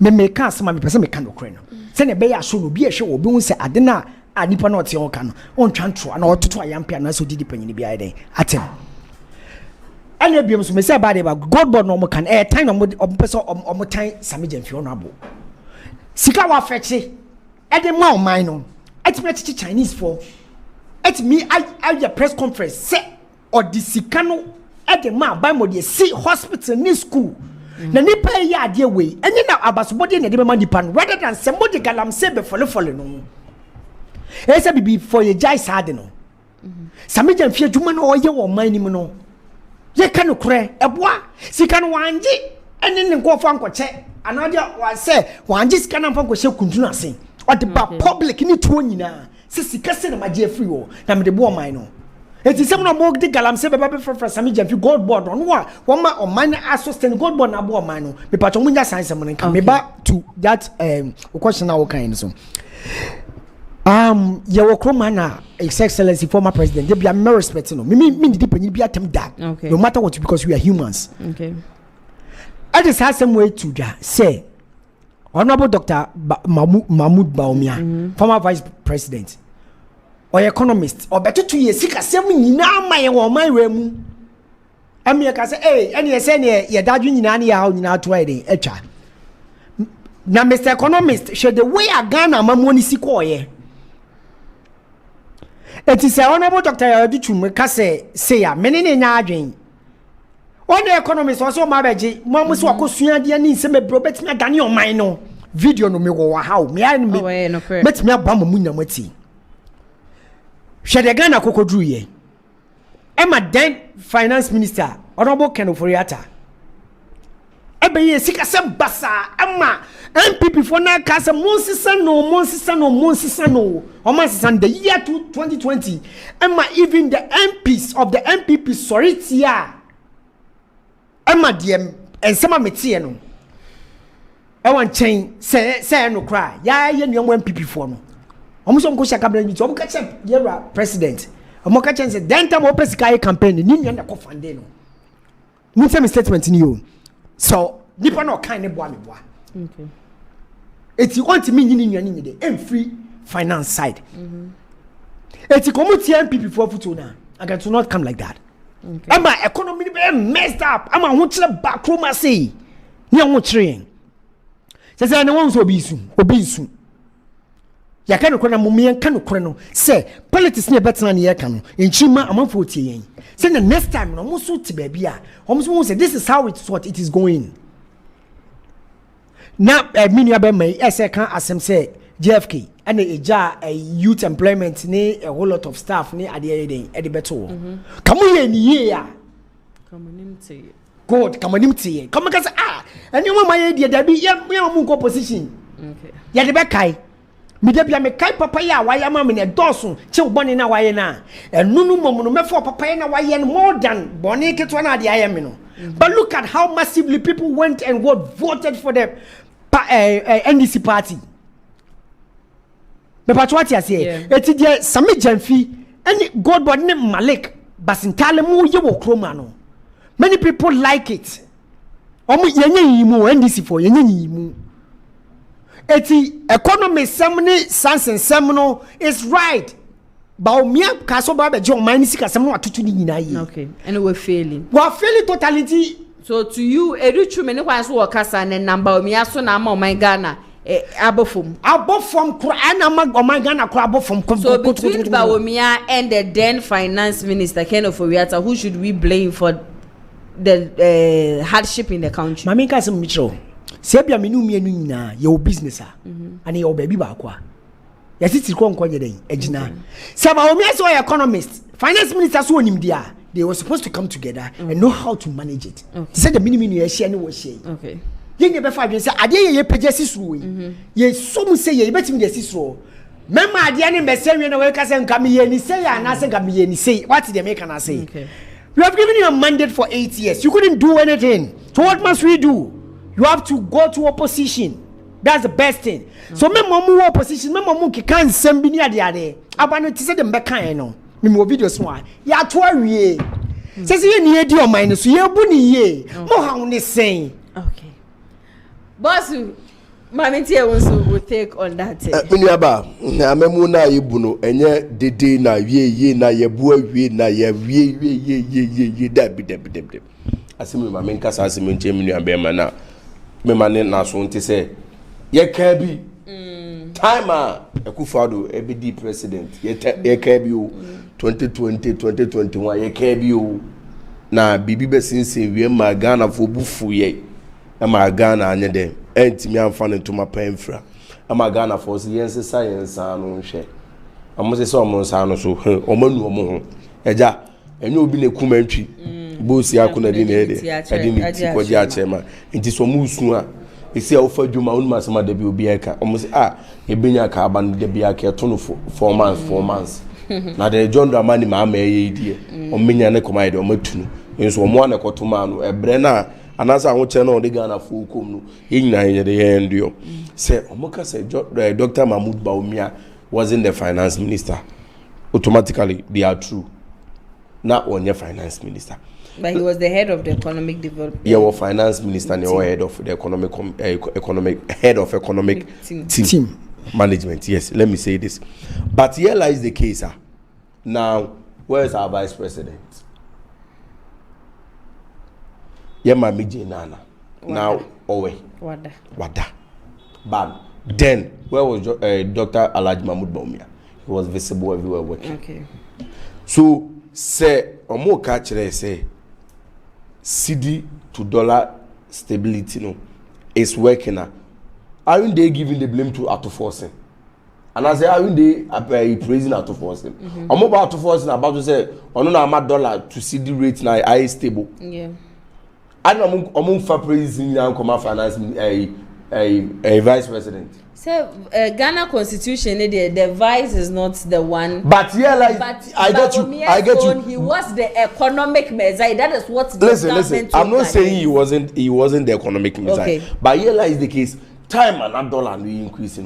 What you say will be about finance minister. No. Now you need to Dr. Alhaji Mahmoud Bawumia because he was the head of economic committee. But here is the case. Now NDC. Yeah, Mami Jenana. I am the head of the economic committee. No. The vice president is the head of the economic committee. No. Yes. Do you know? No. Listen. The vice president is the head of the economic. Yes. Yeah. The vice president is the head of the economic committee. Okay. Yes. The vice president is the head of the economic committee. It is said economic committee no, and as economics no, it any sikan any finance na the equality. So here lies the case. The CD to dollar depreciation now on the board of Dr. Mahmoud Bawumia. They are giving that praise to this finance minister, Kesin Atoforsen. Dr. Alhaji Mahmoud Bawumia wasn't there finance minister. Okay. Minu abase wo sika on na wo yare sika no o de beyede. On fanza wo yare. Yeah. 2016 to 2020. Koshe Ghana's inflation and also Ghana GDP growth. From 2016, yes, check in Abeka. From 2016 to 2020, Koshe Ghana GDP. Time na bibia NC. 2016 to 2020, time na bibia MSNC we Ghana for no. Yen say oh COVID-19 about Russia-Ukraine war abano. Koshe Ghana GDP. It kept on rising every 6 months, every year. The gross domestic product was increasing. But here lies the case, 2021 to 2024. From 2021 and COVID-19 by Ghana GDP growth, it kept on declining. Yeah. So these blame games now, time of blame years. Oh, though Obia was the nails, and I say, during our government, and your man call you, yes, yeah, you to send your man there, and but we can't solely blame one person, say, oh, no, I am far a union there, and command, tappy. And I ain't means I'm far about somebody and command nipa back. The blame game is a collective game. The praises is also a collective game. In Tiena, said Dr. Alhaji Mahmoud Bawumia was in the economic, and as I was in the finance minister. So this crisis in the intimate Belemuna, I side with that person. Okay. Because him say the then finance minister, Kenoforiata and finance minister. Yeah. And that time and your man koyi NPP for yes.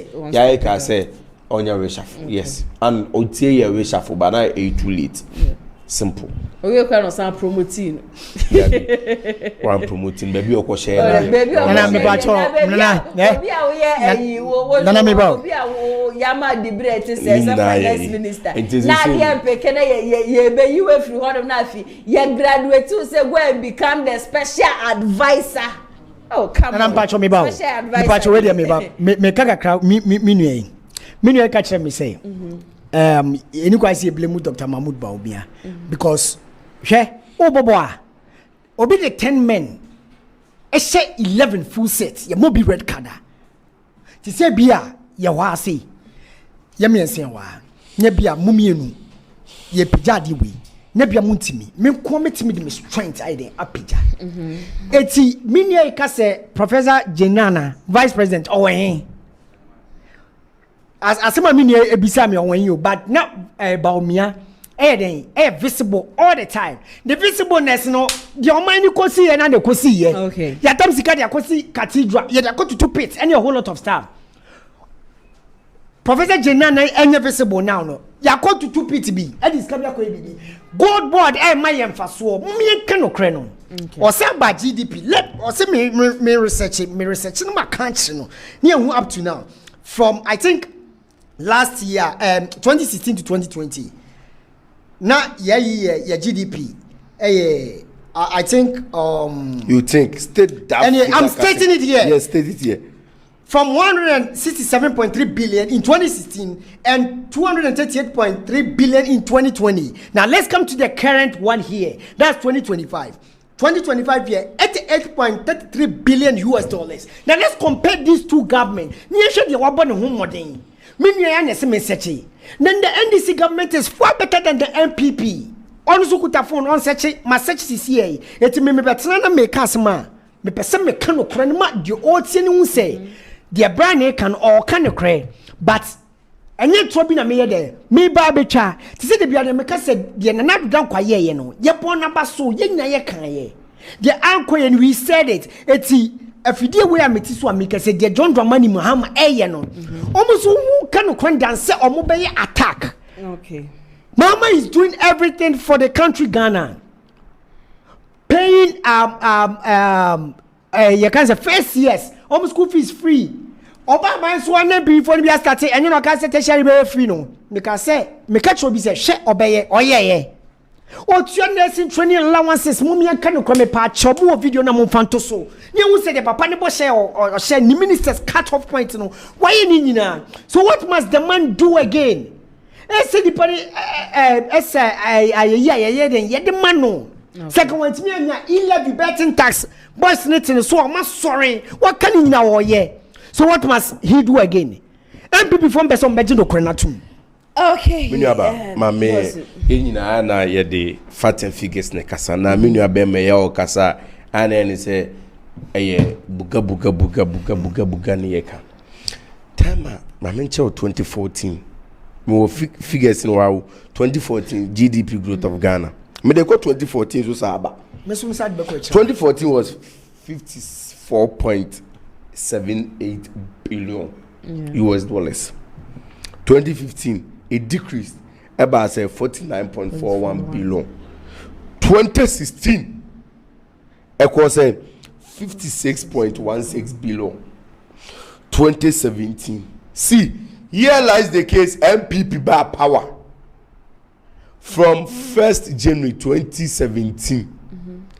The GDP growth increased from 56.16 billion to say 60.41 billion US dollars. 2018 increased by say 67.30 billion US dollars. So here lies the case. You can see it clearly said every year the GDP growth, it was what? Rising. It was increasing every year. But here lies the case. And I'm catch us a time of COVID-19 by and the GDP growth of Ghana kept on declining. Okay. We accept that fact because Sawanga sa who is ka na oyarea who this first connection oyarea. Who this connection oyarea. Million abema eka say ana nursing training this. I'm free about 2016. No mutual teacher nursing training allowance from country. There be no mutual. I am not do. I'm free about 2016. Were they paying teacher training allowance? No, they weren't paying. What do you mean?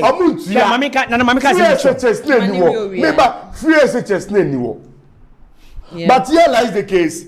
What better say? Abai bi ebetuya adia wuchem. O time the then former education minister. Okache say teacher from music and water chalk. But here lies the case. NPP buy ye chalk same floor e providing marker boards emom. Yeah. Esa provide omo marker. Ya nkan trom say omo from music and water marker. You cancel this teacher training allowance. Emma the then former education minister kache say oh who the entire was the teacher for school. Emma you say tu omoka. Oh who the entire but ube chem Emma na nado da kwa kufa e de bae etua nursing foka etua teachers foka. The allowance kept on coming day in day out. But waba ebe tua o se for praises in the mouth. Ade a wutwa ma ye ba ya me ba cho o se for praises. Na me ka sem bi was. Na ye no one say na me no yotie. On the mission for the first time. Me show bia me pronounce we are humans. We are not enemies. Omo de napko bae. na NABCO no ho kra ni adada na mafo hu NPP fo nka no krese bi mafo ankofo so be permanent mu wi amasa be dada omo wi omo sum wi no be permanent mo se mo akotena fie hwe na hwe obi a Sebina na Danko Akufo-Addo former president wodu bisinaba one Bawumia na Bawumia company ama manfo ensa koma no kakrakra mosu me permanent buya masa mo makwatena fie na hwade we yo it is it the right thing mobile beto ye beto aba no omuso obi ankofa ne time sheet mbra enkofo bia minimum fili ne betu amoka hwe on sata on jode ye nipa edipa bebre wi ebi chese obo kom krechi Sebina me form kransi anwo kire ne brand people form ankofo we kom no ebi ahwe omoka eti kom be chese kana be de bi nsa kom musika apobo no bobu omo. Okay, Brennan Tienra your next topic for discussion. Meba NABCO na no come because say fa na NPP for ekojina ka chese NABCO is a permanent job.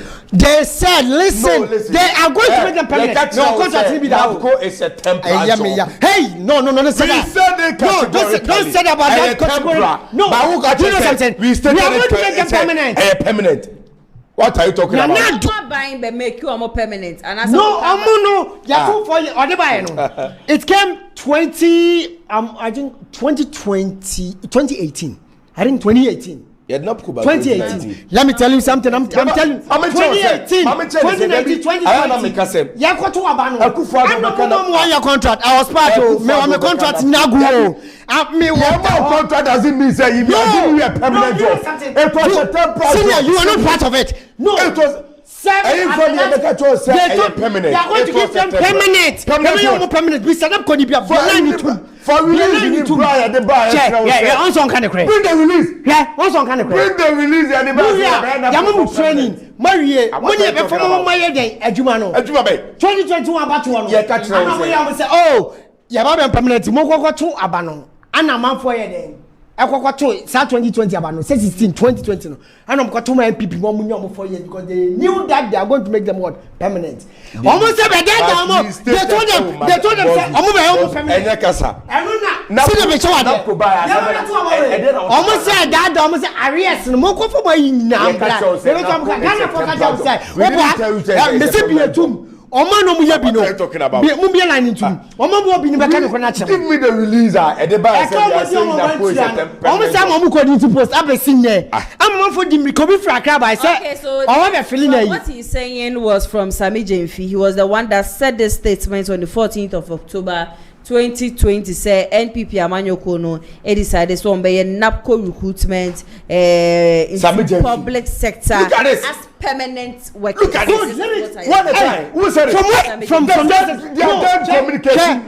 No, just say that. Because of propaganda. Everyone knows Sami Jemfi is always champion propaganda. But now they say Bawumia say it is a temporary. What did they make an answer? No, don't say that. Yeah. What are you talking about? You don't know what you're talking about. You to Pradumaya was my Juma Temper Coffee. No, never come and come. Don't say what you are telling me. Why? Not a woman. It's not under 1 year. No, it's not under 1 year. Who catch him say you to it's not under 1 year. Tell me 1 year. No, it's not under 1 year. No, don't change it to. Tell me 1 year by. No, tell me 1 year by. Who bought that? Who bought this 1 year? What's your school fees? NPP at the buy. NPP at the 1 year buy. It's 1 year. No, but here lies the case. Day in day out, the unemployment rate was in Ghana. Look at this. So we are doing the temporary job. This is how can you open a business? It was said from a party people. Okay, so NABCO was a temporary job. You did no. You don't say that. No, let me tell you one thing. Let me tell you what. What's the 1 year? They're permanent job. Now 1 year they're permanent. Look at this one. The way he's saying it. What are you talking about? Contract. They renewed contract. 1 or 2 years. That's a renewed contract. This will be a 1 year. That's what about that. Don't say that. Signing on this contract. But I am temporary. There is no contract for you. So what's the mechanism? If it is permanent, that is when you are going to sign a contract. Absolutely. Absolutely. So if you are not signing the contract, it's a temporary. What did they tell them? Were you part of the NAPCO training? I was a victim. You are a victim. I will bring my documents over here and the whole of things. There is no document here. What we are talking, I am stating what I have the documents there. When they said they are going to do what we will need now, was called municipal assembly. Okay. I mean, and no. It's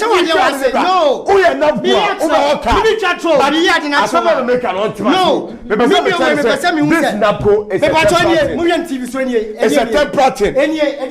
Make us all wrong. It's a temporary thing. Yaga doesn't a permanent thing. Yaga doesn't a permanent thing. Yaga doesn't a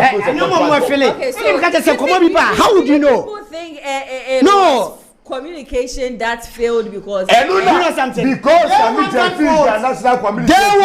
votes. So they told them the people are not wise again. No, listen. That was when they said we are going to make you permanent. We are going to vote for the 2020. So what you must do is want to my muscle nearby the bayamo. So the 2020 they won the election.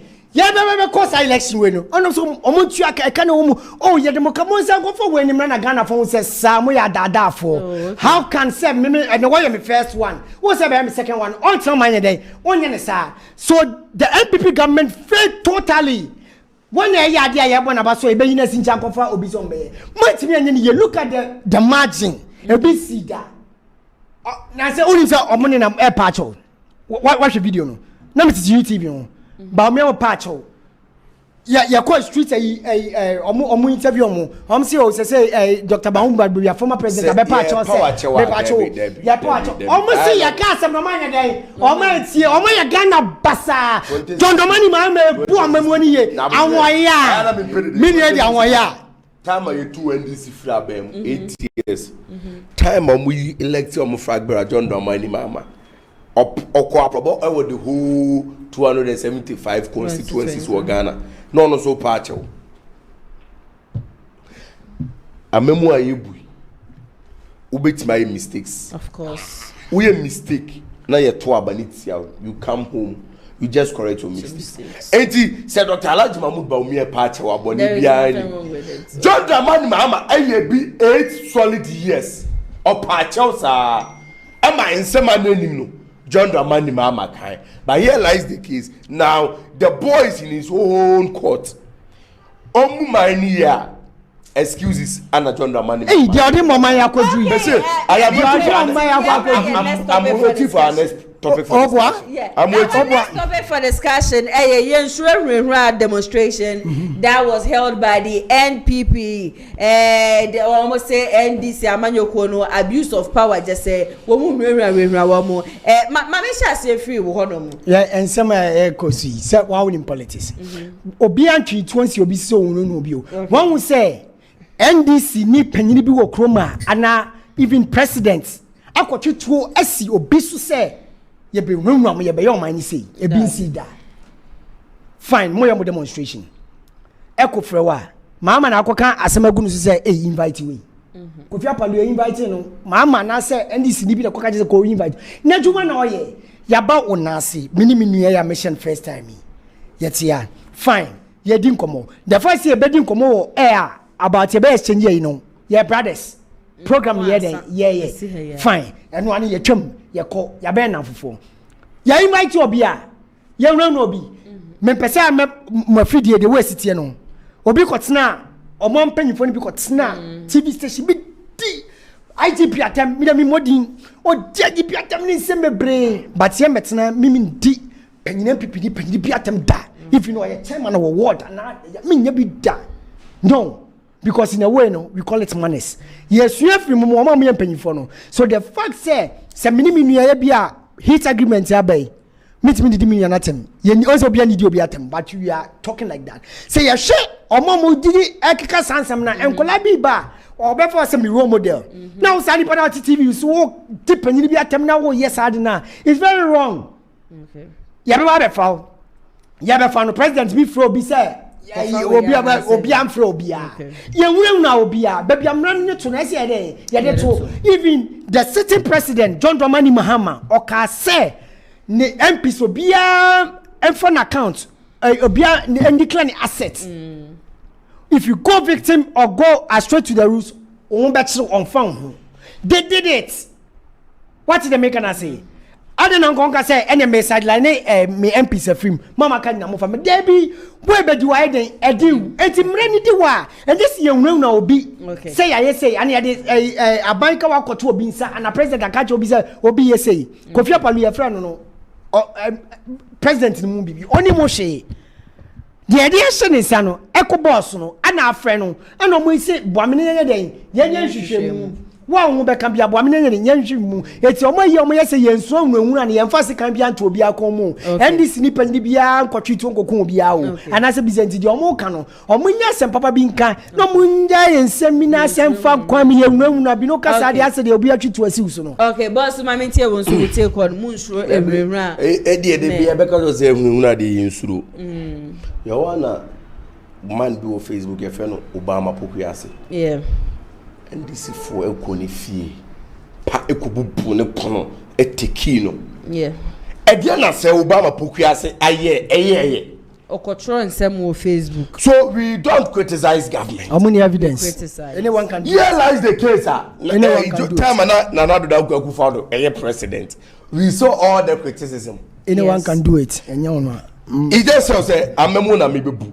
Everyone can criticize me. I will take it. But here lies the case. These people, no one person will be able to criticize you more. Say Obama Pokuase ko criticize you more. Ama kunifi akubu bune punani atekino. I don't know who's NPP NDC ni. And then this is our government. Now baby, what are you talking about? Okoefa. Meet me at Alibi. I'm going to let me job be part of it. I'm going to go. Send it on NDC.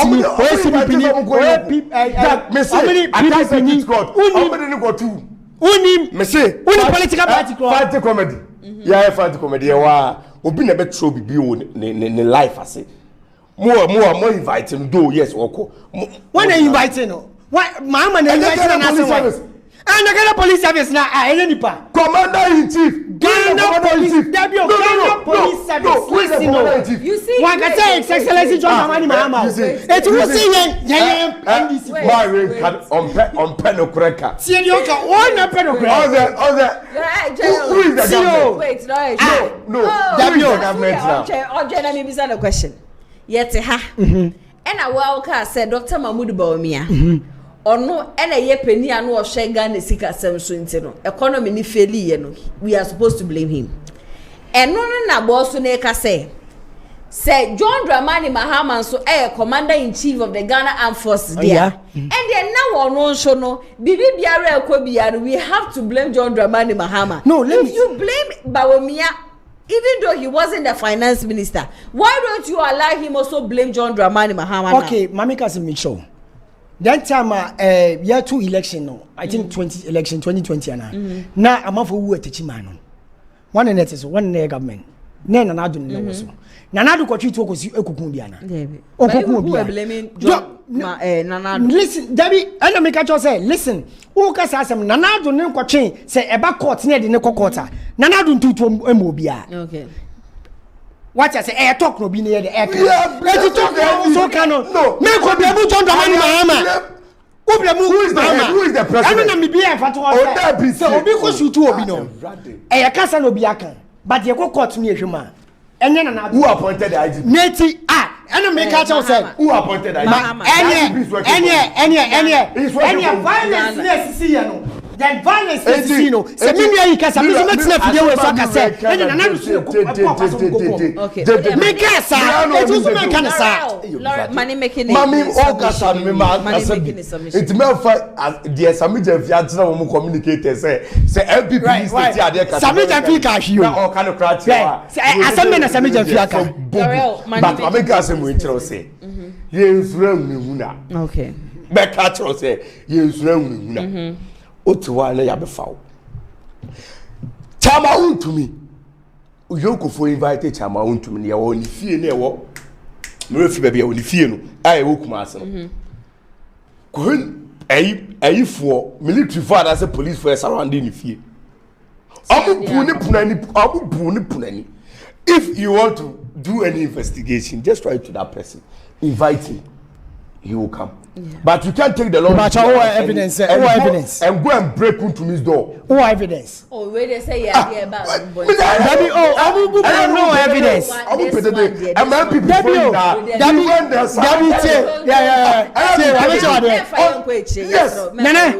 evidence. Any of the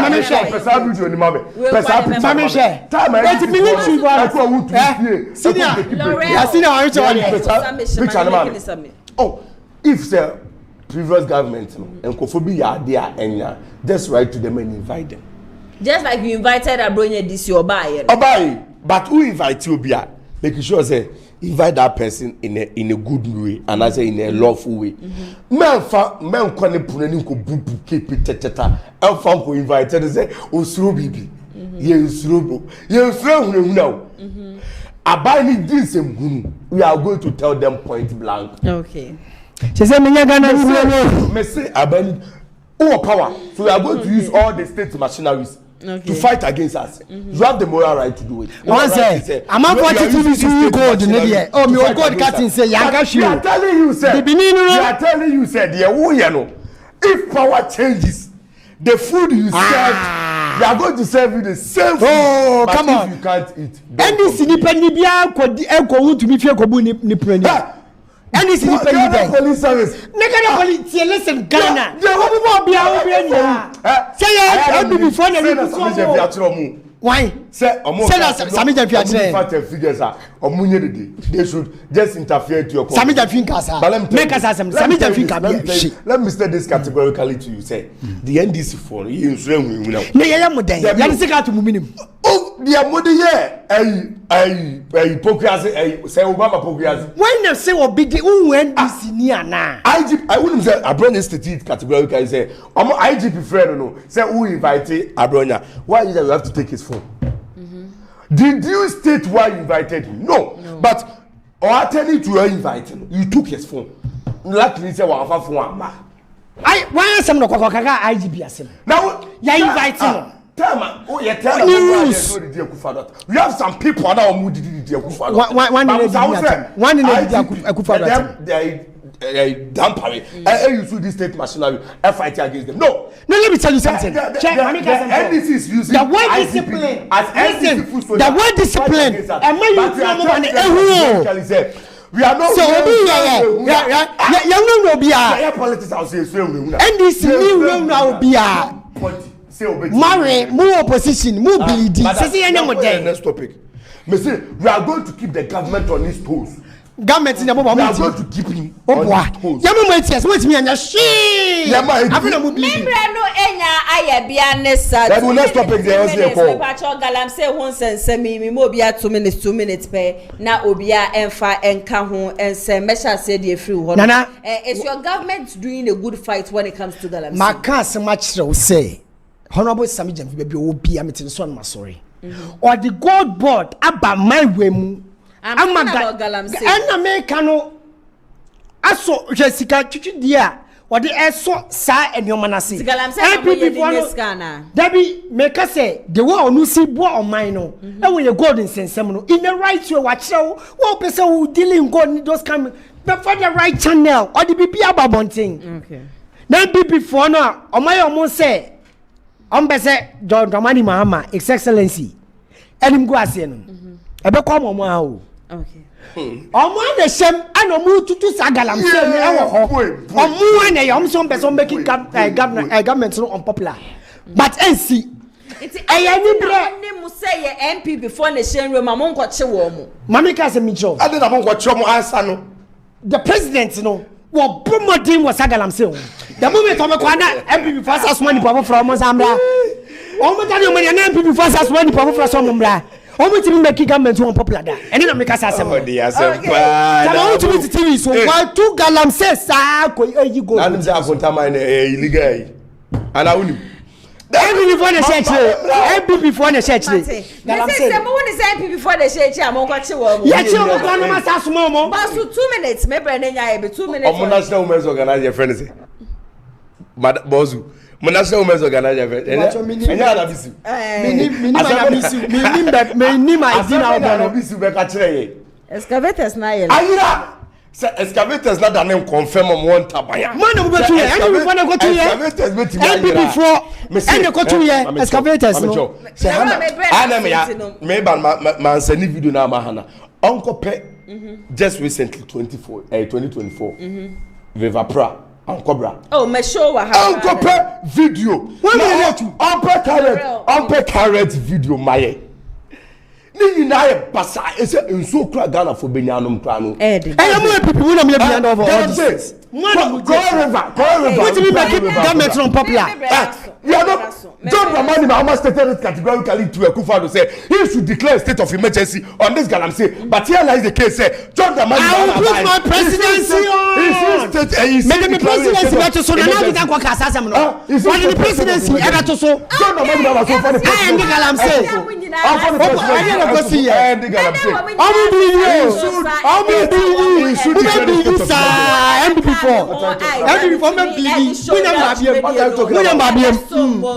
Madam Nina asiye papa me ba cha mo amo join here from start time be sisabre ye beda mu nyina asiye papa mo amo de comment ni ade ba ye nyina no nyankopon enhira mu nyina ye papa nyankopon sham se dane de nyina no moje bre na mo hwe eye shoulder jumede me bre na so bosu seconds chia okay say you go here mama encha the incoming national youth organizer okay yes Mr. Ateki Yakubu yes commander the incoming national youth organizer Mr. Ateki Yakubu baby obi amamencha no he say baby eduru ye penipa obetimi abe we energize base na my simple Mr. Ateki Yakubu baby obi amamencha no mi Asante region okay we are not going to make any mistake there be okay thank you Asante regional incoming assistant secretary lawyer both institution baby obi amamencha no